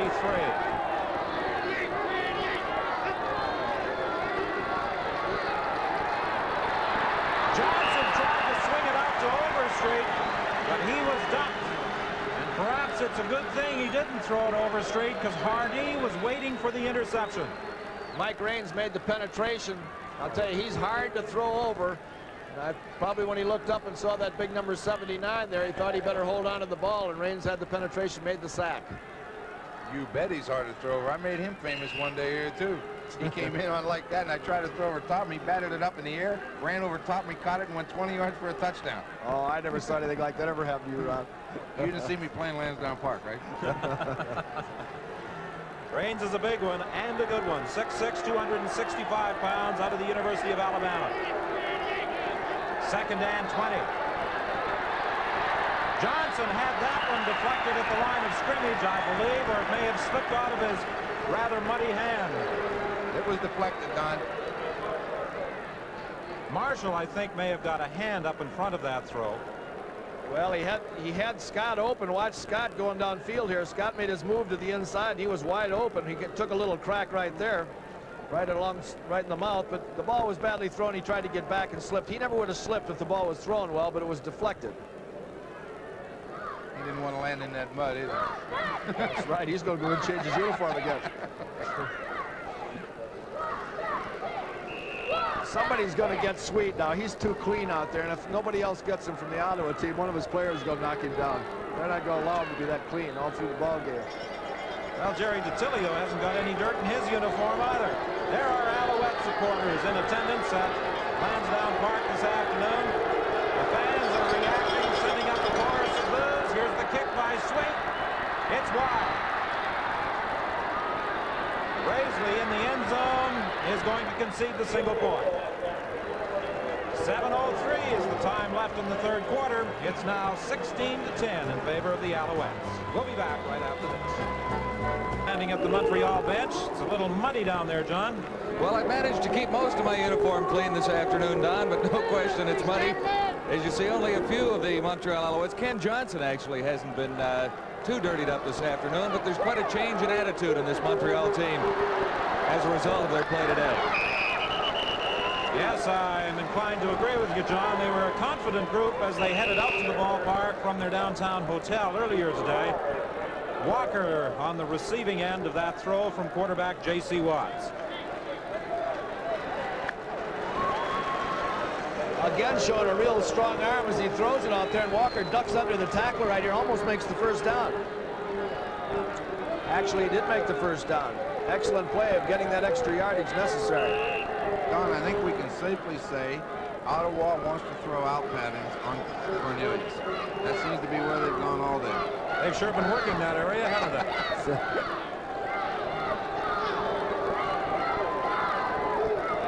Calvin Kirk will be working against Cornelius here.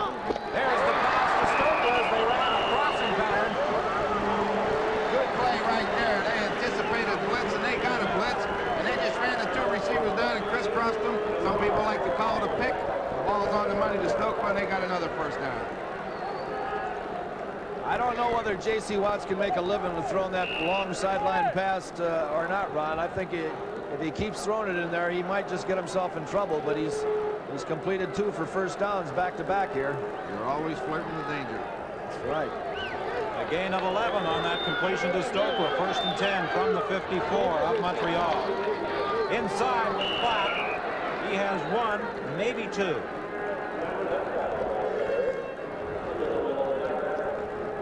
There's Billy Whiteshoes on the sidelines right there. He's made a great contribution to this football team. He and Scott, has been mentioned before, are 2 of the top receivers, most dangerous in the league.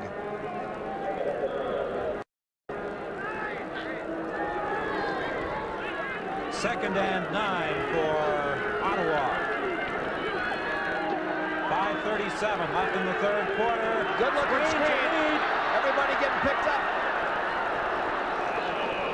He's going to be stopped short of the 1st down. Well, I'm going to tell you, Don, that was a good-looking screen with 3 blockers out in front. And I think Reed was a little bit slow in getting that thing underway because it looked to me like he should have had a lot more yardage on it than that. Watt drops deep to draw in the defense and gives the ball out. Now look at 3 blockers in front of him. This is one of those Aston and Gas. Well, I think it was Cousineau, number 45, and 3 people out there bypass Cousineau, and he ends up with the tackle. Can you believe that? I'll tell you this, David Dumars, twice today now, has taken that big runner on Reed, and he has stopped him in his track and forced him back, and he did it again. Oh, was that Dumars? Well, Cousineau got him by the leg, but he's going to fall forward, and Dumars hits him, straighten him right back up. He's not big enough to take that guy on. Somebody better tell him that. Yeah, well, somebody forgot to tell him because he's doing it. The fans didn't react favorably when George Brancato sent in his putting unit on this 3rd down play. It's 3rd and, well, almost 2 yards. Ron, speaking of fans, do you know where the word fan originated? Nope. How about you, Don? I haven't got a clue. Tell us, Leo. I know you're waiting to tell us. Billy Whiteshoes Johnson breaks 1 tackle. Still on his feet and out to the 23, but it may be called back. There's another flag back at the 5-yard line. Leo, I know you're anxious to tell us. Where did it originate? No, this is a fact. I know fanatics is right. I never knew that, but it's a true origination from the word fanatics. Well, now watch this guy in terms of balance. It looked like number 18 there, Vetro. May have made the clip. I'm not sure though. Oh, that face mask there too. He got him in the helmet. That's watch great. This, watch this run though. On his feet and just keeps going. It's just unbelievable that he could stay on his feet that long. If there wasn't the sidelines there, he'd still be running.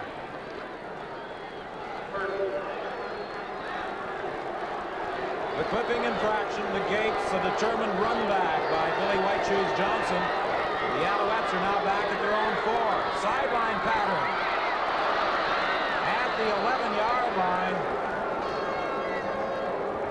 I'll tell you, that's a second hit that he made this afternoon that rattled their teeth.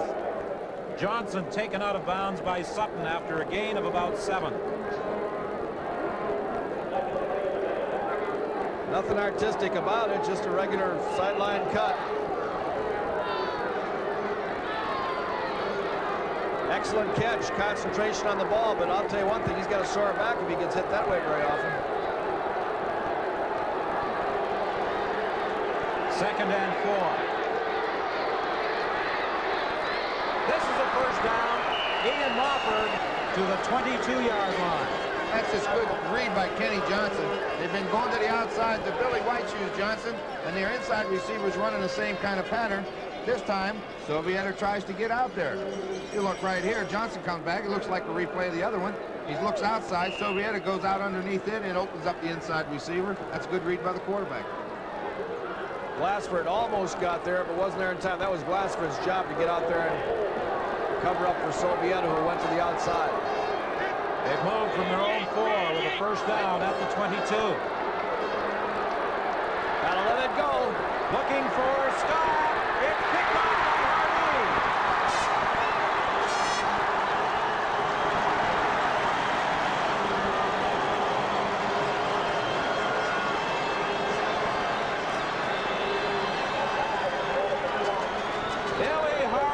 comes up with the interception back at his own 39. Well, it's a streak pattern going on the sidelines. He just looks like he throws the ball as far as he can. But an outstanding job of going to the ball by Hardy. Scott very alertly grabs a hold of him and impedes his progress right here. And then Iraqi gets down there and finishes him off. But it's like Ron, like you said, those defensive backs are playing back pretty deep, and they're going to have a hard time throwing deep on them. Pass brought down. Junior Ayu batted the pass down. It was intended for Sam Platt. 2:47 is the time left in the third quarter. Let's pause for this message. In 1891, the Empress of Japan, one of our first steamships at Canadian Pacific, proudly bore this figurehead. In those days, our ships were fueled by coal, but today they're diesel-powered. Of course, that means fuel economy is a vital necessity. That's why we're building ships with some rather significant fuel-saving improvements. They'll have a new hull design to allow the ship to move through the water with less resistance. They'll have larger propellers so we can use advanced fuel-efficient slow-running engines. And we're researching these techniques for adaptation to other ships of our fleet. At Canadian Pacific, we're trying to squeeze the last drop of efficiency out of our fuel oil, just like you are. And if we still had ships' figureheads today, ours might look something like this. Today is Canadian Pacific. We're proud of yesterday, but we're planning for tomorrow. Next Saturday on CBC Sports Weekend, Canada Cup Volleyball from Winnipeg and the World Cup of Amateur Boxing from Montreal. Exciting sports action next Saturday at 3 o'clock Eastern Time. Sports Weekend with host Ernie Afaganis.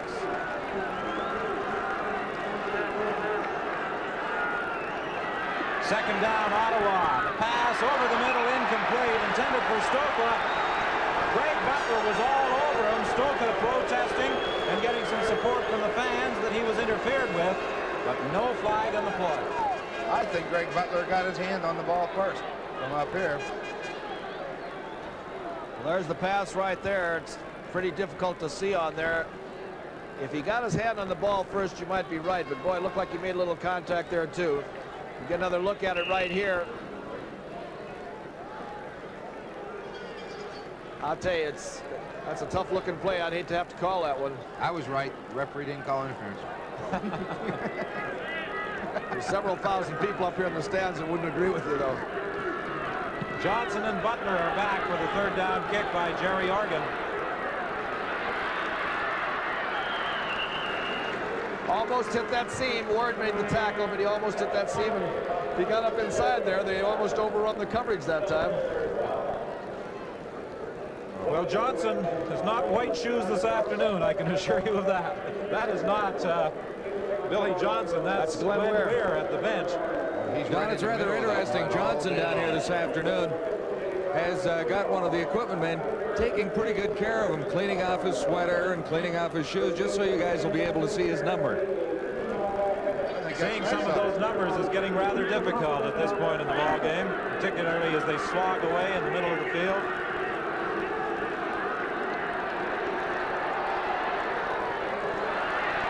Mark LaSalle at the 45. A gain of about 3. Billy Hardy was the man who put the grab on Mark LaSalle. I'll tell you, Hardy is playing some pretty good football, Ron. His coverage out here is good, right? I'll tell you, he's made some big plays out here, made some fine open field tackles, and his coverage has been good. I got Kevin Starkey warming up, Leo, as a coach. What do you think?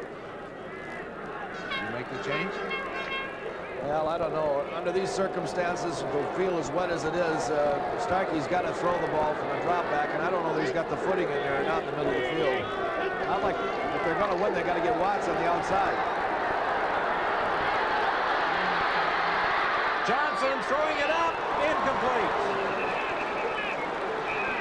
Overstreet tried to make the catch as he was falling backwards.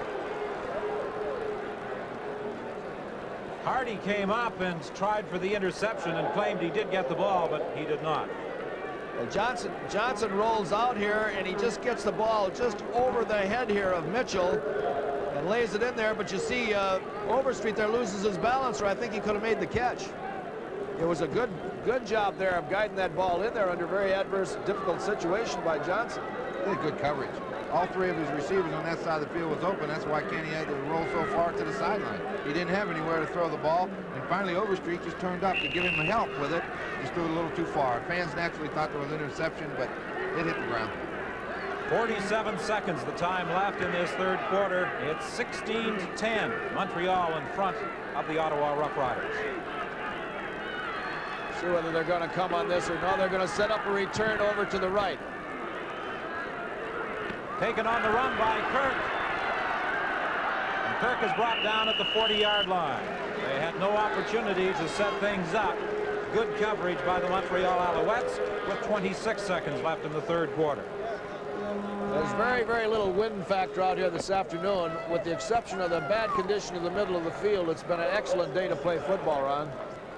I'll tell you what, you can play in a lot worse weather than this is today. This is an ideal day to play football. It's just too bad the field's in the condition, but everything else is just perfect. It sure is, and you know, if they can get on the sidelines, that's not even bad, but right there in the middle of the field, it's about as bad as you want to get it. This is the same position that Ottawa took over on their last offensive series. Same type of attack. The pass to Stokwa, very close to a first down. Look at this on the sidelines. Running through a car wash. Guess who it is? That's 41. That's Keeble. I think it's Keeble. You're right. But you know, you can tell by the helmet number, but nowhere else. You say an offensive lineman shouldn't have all that mud on his back and have a clean front. That's not a good sign, you know. Always remember this: if the offensive linemen have it on their back, just so the quarterback doesn't have it on his back. Second and inches for Ottawa, and J.C. Watts gets those inches. And that should be the final play of the third quarter. We'll be back with the final 15 minutes of this Eastern semifinal after this. Close on the scoreboard. It's also close statistically. The Ottawa Rough Riders trying to erase that 6-point deficit. They are first down to start the fourth quarter. Sideline pattern intended for Gabriel, incomplete. He was being covered by Dumars. One more like that, and you'll see Starkey warming up again over there. Dangerous throw right there. He threw into the zone coverage. He had a man in front of Gabriel and a man behind him, and he's very fortunate say that right again. there. You betcha. Right. That's not bad, Darrell. Okay. There's Starkey, number 2, over the sidelines with the cape on. Sideline cape, throwing the ball a little bit. The windbreaker. Second and 10. Watts throwing deep. He's got Avery open. He's got it. What a throw by J.C. Watts on the run. And guess who they worked on? Number 6, Charles Cornelius. He's just running for his life back here. Starts to the outside. He's got a personal interference in front of him in case he can run right there. Nice block made there. I couldn't tell whether it was 65 or 55. Ball is thrown perfectly over the shoulder, and Avery makes a great catch. I'm not too sure that Avery couldn't have stayed in bounds after he caught that ball low. That's a great throw right there. He was off balance when he let it go, and he threw it a long way, right on the money. A gain of 45 on that pass to Avery. His second catch of the day. New life at Lansdowne Park. The pass intended for Gabriel. Again, Dumars was covering. There was a penalty flag in the Montreal end zone. That might have been a pick. Interference is called against Montreal.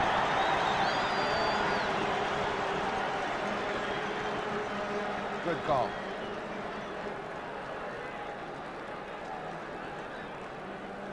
Number 6.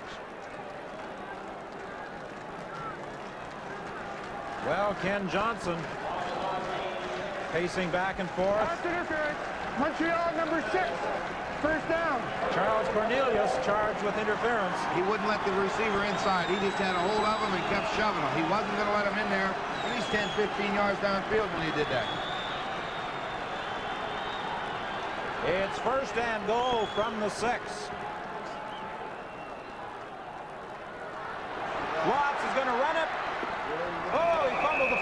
but it went out of bounds. A real good hit over there by Dumars. And Gary strung it out and threw his body at him. It looks like a couple guys are down hurt there a little bit on the sidelines. Watts took quite a hit. And Gary was also shaken up in the play. This is a preordained run. He doesn't look like he has any intention of throwing. He's got a good block out there by Belcher. There he is, really upended there by Dumars. Dumars has done some hitting in this game this afternoon. It's 2nd and goal from the 2. The pitch to Sam Platt, trying to get outside. He loses a yard. Another fantastic play by Dumars in support. The guy that made that play is Cousineau. Came around from his middle linebacker position. It looked from up here like he was going to walk into the end zone. Cousineau got his hand on him, and he just decked him, Dumars. Well, you watch Cousineau come from the middle linebacker spot, as Ron just said here. Gets contact there, and then when he made contact, Dumars put the shoulder to him. Well, Jim Eddy has to breathe a sigh of relief at that Montreal bench with his defensive unit coming up with that goal line stand. And now a field goal attempt by the Ottawa Rough Riders' Jerry Organ. I think they'd be quite happy to relinquish 3 here. It looked as though Ottawa was going in for 6. 12:48 is the time left in the game. Avery holding the ball. He must be a little bit apprehensive about the way Oregon's been kicking, but it was right through there. Now it's just a 3-point spread.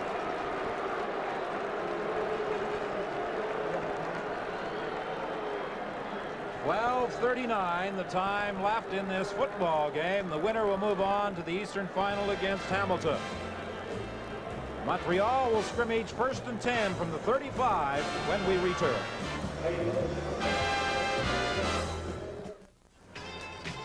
Well, next Sunday on CBC television, we'll present the CFL Western Division Final. All the action and excitement of CFL playoff action from Commonwealth Stadium in Edmonton as the Eskimos entertain either the Winnipeg Blue Bombers or the British Columbia Lions. That's next Sunday on the CBC television network. Western Final at 4 o'clock Eastern Time from Edmonton's Commonwealth Stadium. It's the first time around I've seen him in this formation this afternoon. Almost picked it off. Graisley almost picked that one off.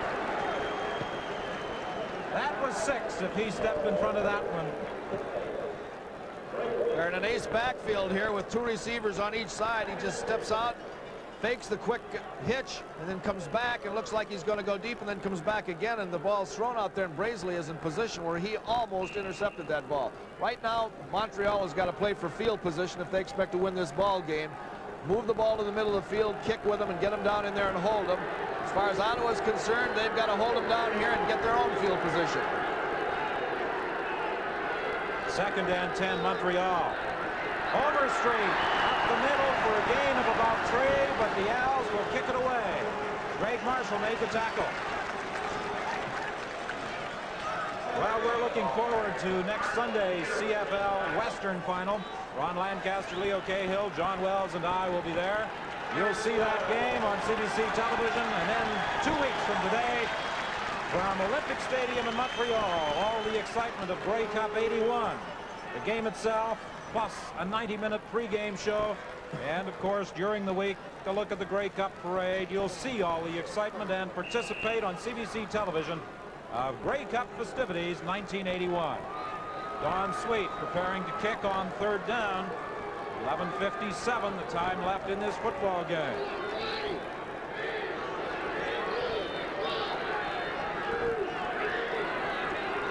Graisley and Kirk are back for the 3rd down kick.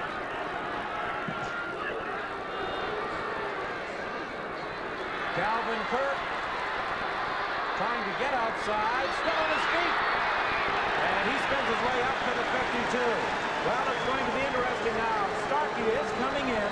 J.C. Watts was shaken up on that tremendous hit by Dave Dumars. And we understand that he is complaining of dizzy spells over at the Ottawa bench. So Kevin Starkey is going to quarterback the Ottawa Rough Riders. Here's Calvin Kirk's return. They got the black shirts all around him trying to get him some blocking. He escapes the one tackle and uses just his own running ability to get the yards that he did get there. That was a 16-yard run back by Kirk. Starkey looking for a receiver. He elects to go out of bounds on the far side of the field. Good move right there. He had nobody open. Put that ball down and get out of bounds. If J.C. Watt's injured, I agree with the move. Otherwise, I think Watt needs to be in there right now. He's been in there the whole way. He has a feel for the ball game, and he's playing pretty well. The only thing is, Ron, I've seen a couple weeks ago George make the same move and change quarterbacks in the middle of the stream in a bad day against Calgary, and it worked out beautifully for him. Well, he remembers that, too. That's why he's in there. I think probably that's the reason.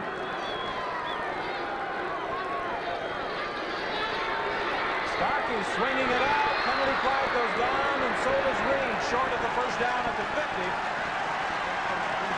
I think it may be a roughing call. Well, let's see now. Referee Blair Shallow will tell us. Unnecessary roughness. Facing it. Montreal number 75. First down. Keith Gary was the man charged with the unnecessary roughness.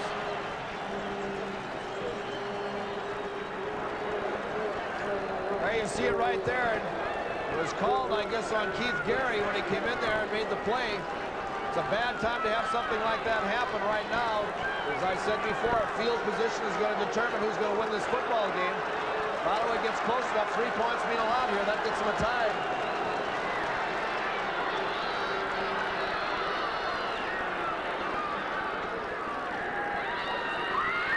Starkey throwing for Gabriel.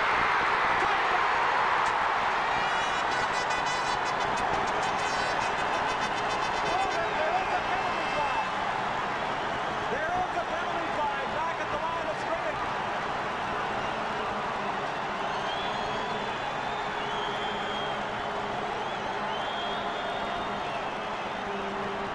No, it's going against Montreal. Rough play against the Alouettes. The touchdown stand.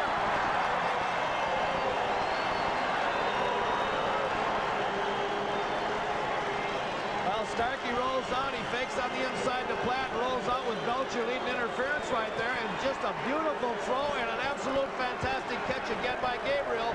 And when Gabriel gets that ball, he's looking for that end zone and piles in there for the big touchdown. For the first time since the opening quarter of this ball game, the Ottawa Rough Riders are in front. 10:32 is the time left in the game as Jerry Organ lines up for the conversion.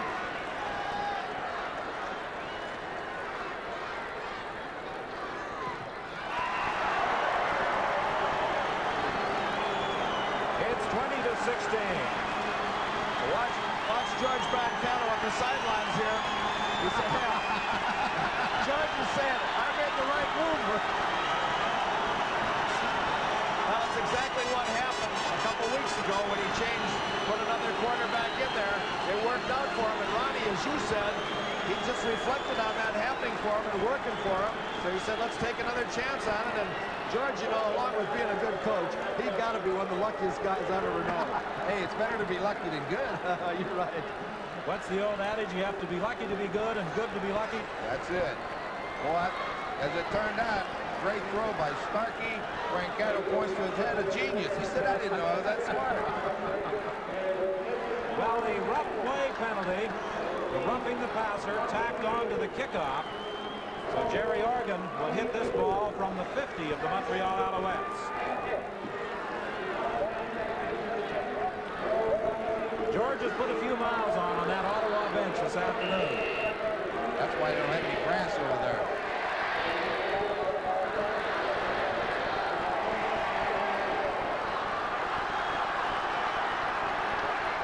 Don Vetro coming up from the end zone. He's buried at the 15.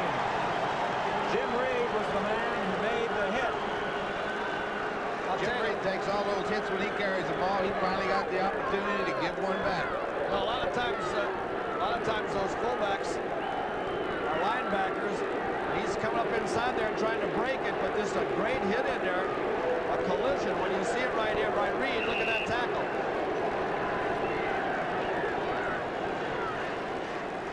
The Alouettes at their own 15-yard line with 10 minutes remaining in the ball game. They trail by 4.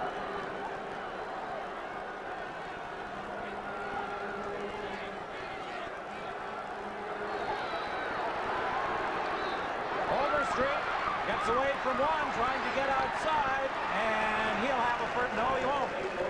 He stopped at the 22 by Brazeley and Mitchell.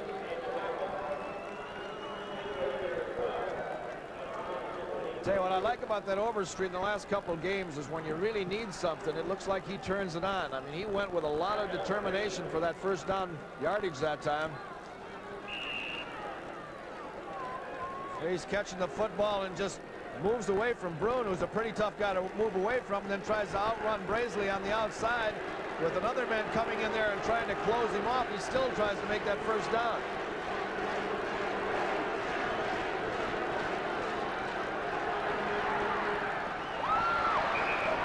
Dalariva goes out of bounds with the first down for the Alouettes at the 27. There's also a penalty flag.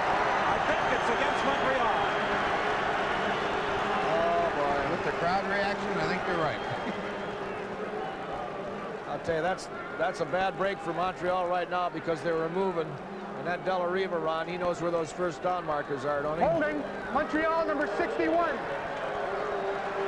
That's Peyton Holden, number 61 for Montreal. He must have been holding Greg Marshall, too, because Marshall was awful happy. There's Peyton at right tackle there. Dalariva just sliding out to the outside right here. Right now, consciously, he knows where that first down marker is. He's looking for it. Comes in and gets the first down. So now it's 2nd and 13.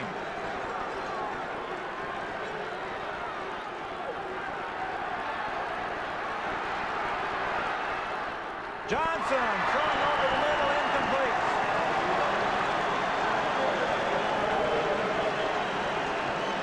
Sovieta covering Peter Dalariva. Dalariva went down and hooked in the zone. He had Billy Johnson coming from the outside into the same zone. If he had thrown a little higher over Dalariva's head, he'd hit Johnson right in the numbers.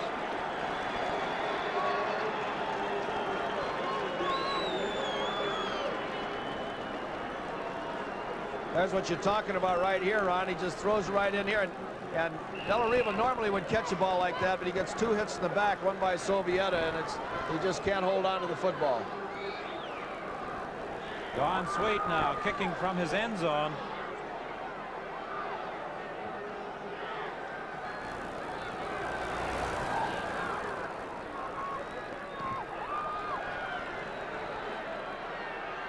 Fielded by Brazeley.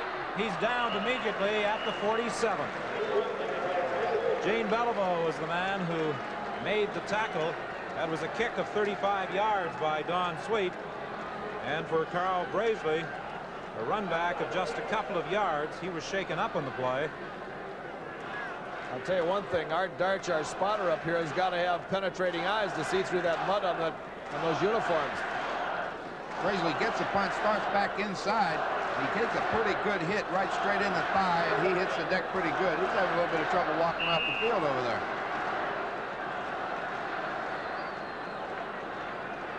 If he can't play, that'll be a loss for Ottawa. They'll go to work on that substitute in there. Well, that's for sure. That corner's a tough place at the best of times. Brancato opts to stick with Kevin Starkey, and why not? Starkey being chased by Hampton. He bounced it, intended for Avery. It will be 2nd and 10. Okay, from this field position right here, Kevin Starkey wants to make sure that he keeps the ball away from danger. They're in a pretty good position right here, even if they're held, to kick it down and retain good field position. He'd certainly like to get about 10 yards or so and then have to kick the field goal, because those 3 points would give him a 7-point lead. But the one thing he doesn't want is that interception right now. No turnover. Check Brazeley out. What's up with him? He's all right. He's got so much mud on him.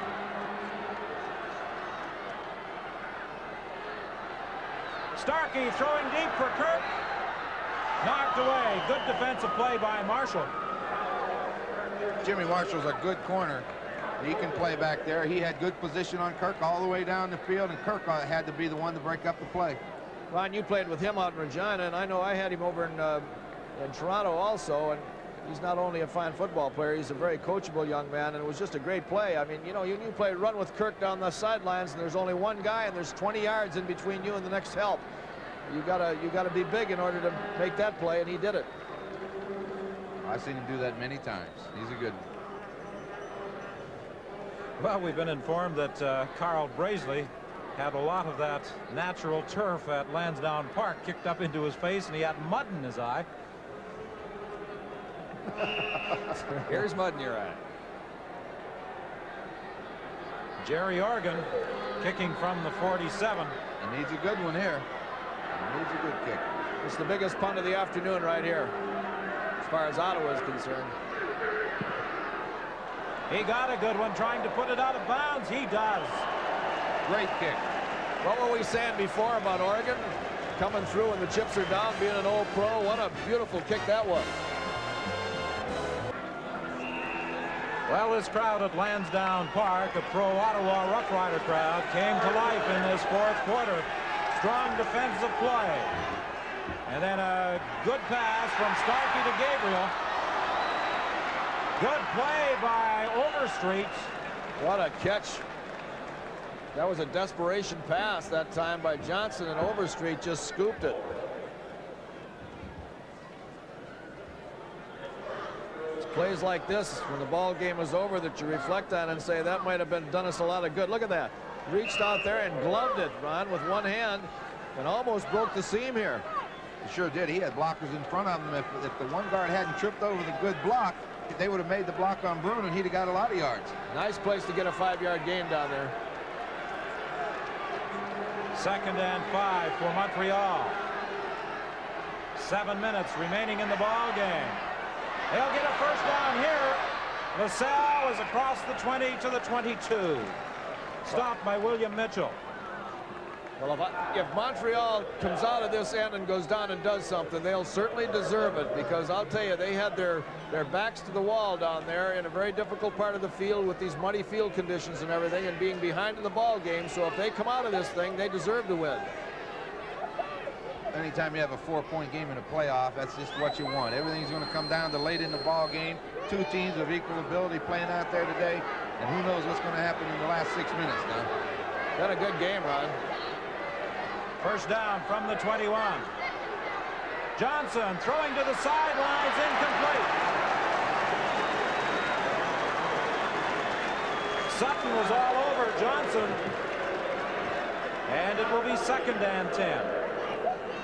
Johnson's a pro, too. I think a lot of guys would have complained about that. It looked like he might have been pulled away from the ball at least a little bit prematurely, but you know, it was close enough that he doesn't want to complain about it. He's saving his energy to get back in that huddle and do something good on the next play. 2nd and 10 is a big play right now. They need it with this much time left. 6 minutes now remaining in the ball game. 20 to 16. Ottawa leads. Got a gun in the hook zones here, don't you? There it is. Scott has got it. Out to the 42. Big 2nd down play.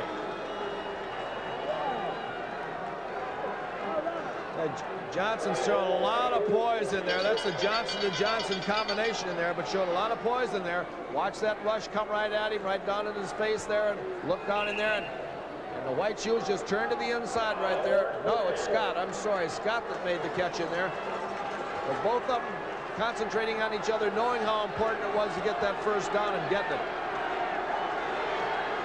5:13, the time left in the game. Down the sidelines, incomplete, and I think Johnson may have just been throwing that one away. Man was covered all the way. I think he threw it out of bounds. Well, they're having some pretty good success swinging to those backs still out of the backfield, and might be a nice place on that first down that time, Ron, to either swing to one of those backs or throw another screen out there. I think they'd been thrown to the backs, and this time they decided to have him go one-on-one with the guy down the field, and they was hoping to get a linebacker on him, but Ottawa was in a zone, and the corner out there, Brazeley, just stood there and waited for him to come. That's discouraging, isn't it? When you set something up the whole game and you try it, it doesn't work. A second down conversion, a key one in the ball game, perhaps right here. Johnson over the middle. Johnson's got it. First down at the 45.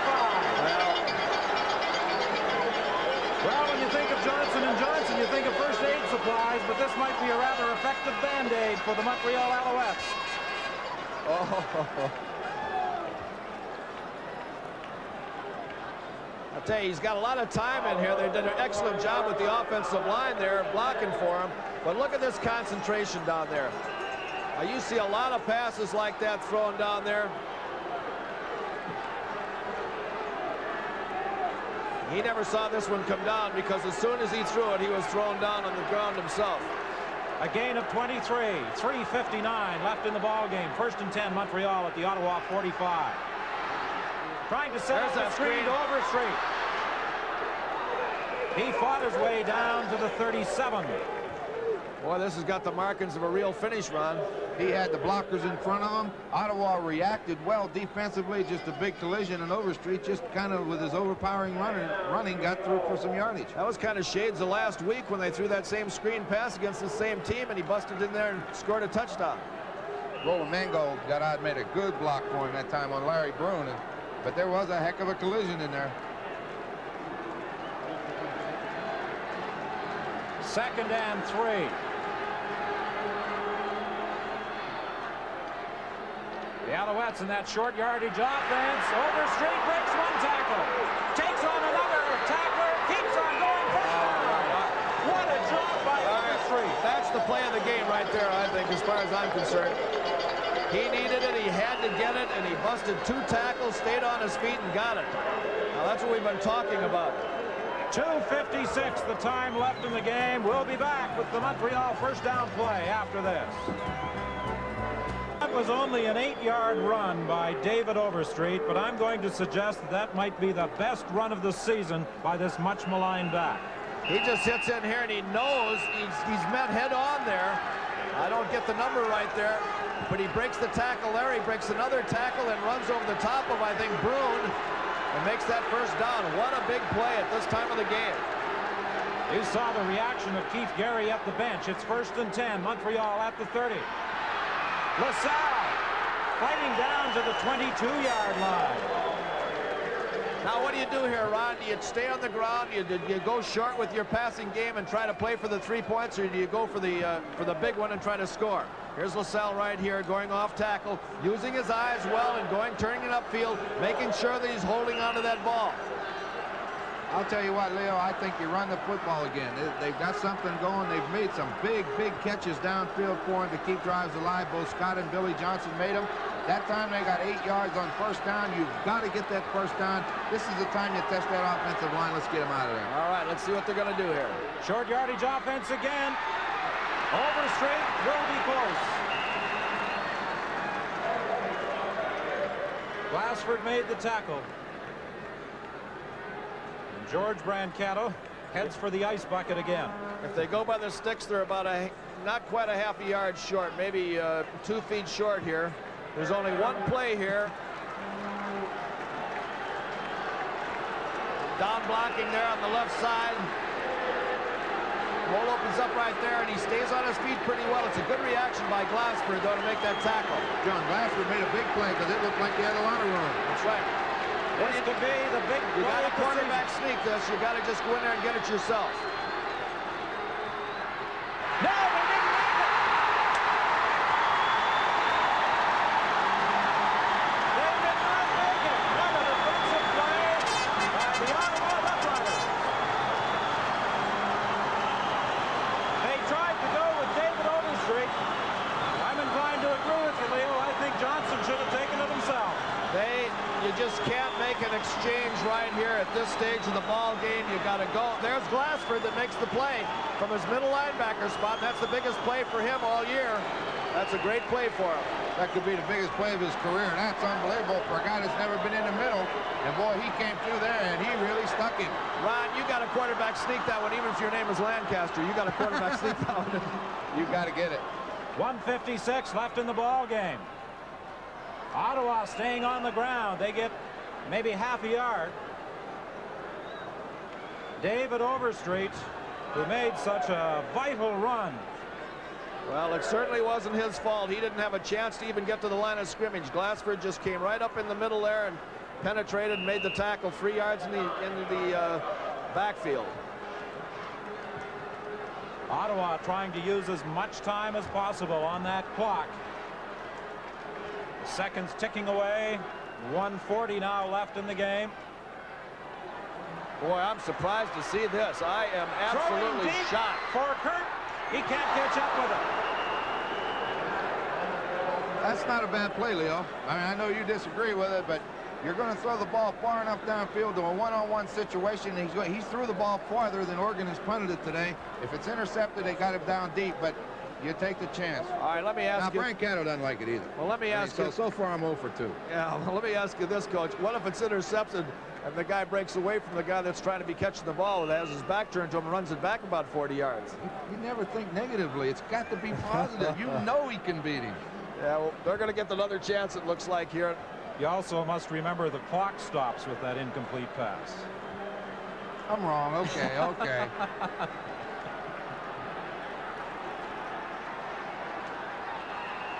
Penalty flag. Time clock violation. That's 5 more yards that the clock wasn't even running on. I'll tell you, this is a great football game and a great finish. And 1 minute and 31 seconds is a lot of time, as you know, Ron. Oh. Time count violation. Now, what do you do Montreal, here? Ottawa. They're down on about the 12 or 14-yard line. Do you go in there and try to put some pressure on Oregon, who's been kicking that ball better? Do you play it safe and say, don't get close to him for fear that you might contact him, and let's put on a return? Whatever I say, I'm wrong. I'm going to say they set up the return. I'm sure that they will. Well, they set the outside 2 guys, Ron, but they did set up the return. They'll get this ball in good field position. And it's improved with that return to the 30-yard line. Well, we have 1:20 left in the ball game, and the Alouettes are in position. They are 30 yards away. White Shoes Johnson is a bit of a gambler right there. I thought he'd just grab it and walk out of bounds. Brancato better get 2 handfuls of ice. You know that? George went to the ice bucket that time. Boy, this is an exciting finish. No matter who wins this ball game, it was a great game. A punt of 25 by Jerry Organ, a run back of 10 by Billy Johnson. Your whole season comes down to 1 minute and 20 seconds. I'll tell you, that's all you can ask for. It's tough on those guys on the field, but the fans love it, Don. I think it's easy, too. What do you think Frank Cush might be thinking over in Hamilton? He still doesn't know who to prepare for.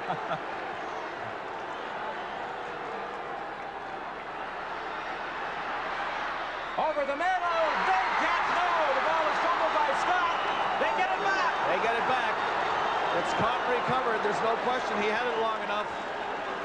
Oh, George now is going back over the ice bucket. Scott had control, and McMahon covered up. Well, this Montreal team has shown a lot of poise. He's back there, and he throws it down the middle, and there's all kind of black shirts in there, but he finds Scott. Scott fumbles the ball, and it's picked up. Who picked it up in there, Ron? McMahon picked it up.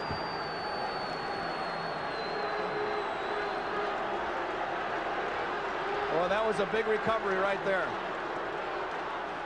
1 minute and 4 left in the ball game. The draw play with Overstreet. Down to the 7-yard line. That was a good call right there. I think everybody expected Johnson to go up top again. This time he just runs a draw to Overstreet, and he's got the acceleration to do it. There it is right there. Glassford gets over there. Doesn't quite get enough on him to make the tackle, and Soviet is over there also. But as you say, Ron, at this stage of the game, it's a safe play, and it's a good play as far as deception is concerned, too, because they would be looking for something up top. Johnson ran over to the bench for some help. 41 seconds left in the ball game. Overstreet again, and he's stopped. It was William Mitchell who made the tackle at the 10-yard line. Johnson is trying to call a timeout. And he finally informs the officials that the Montreal Alouettes want a timeout with 36 seconds remaining in the ball game. It will be 3rd down Montreal when we come back. Well, it's 3rd and 4 Montreal. Johnson in the end zone. Incomplete. That's William Morgan.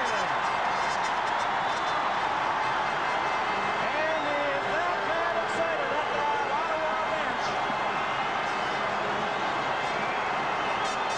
George Brancato trying to offer words of advice to Kevin Starkey for these final 32 seconds. A dejected Ken Johnson heads to the Montreal bench. Well, that ball was there. It sure was. George is telling him right now, just hold on to that ball and don't do anything but fall down on it and get some protection.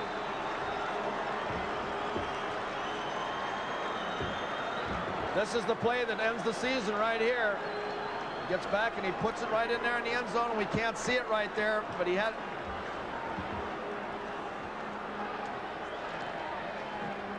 We get another... No, we didn't see it yet. 30 seconds remaining.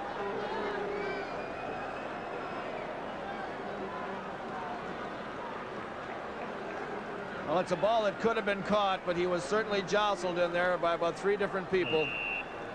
Hardy and Sobieta were both on him. George Brancato talking to Jeff Avery with 20 seconds left. Nobody feels worse than McMahon does, I'm sure.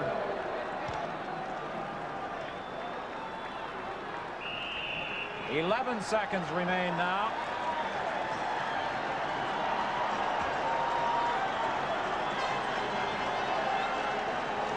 That pretty well tells the story at the Alouette bench.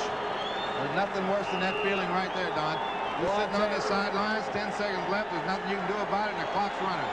I'll tell you, when they made a gallant effort on that thing, taking that thing all the way down the field twice, and Otto was just as gallant stopping them on 2 occasions. And the Ottawa Rough will move on to the Eastern Final as they defeat the Montreal Alouettes 20-16. George Brancato accepting congratulations from his players as he heads out onto the playing field. Ottawa coming back after trailing throughout most of the ball game. And we'll return with our post-game show after we pause for this message.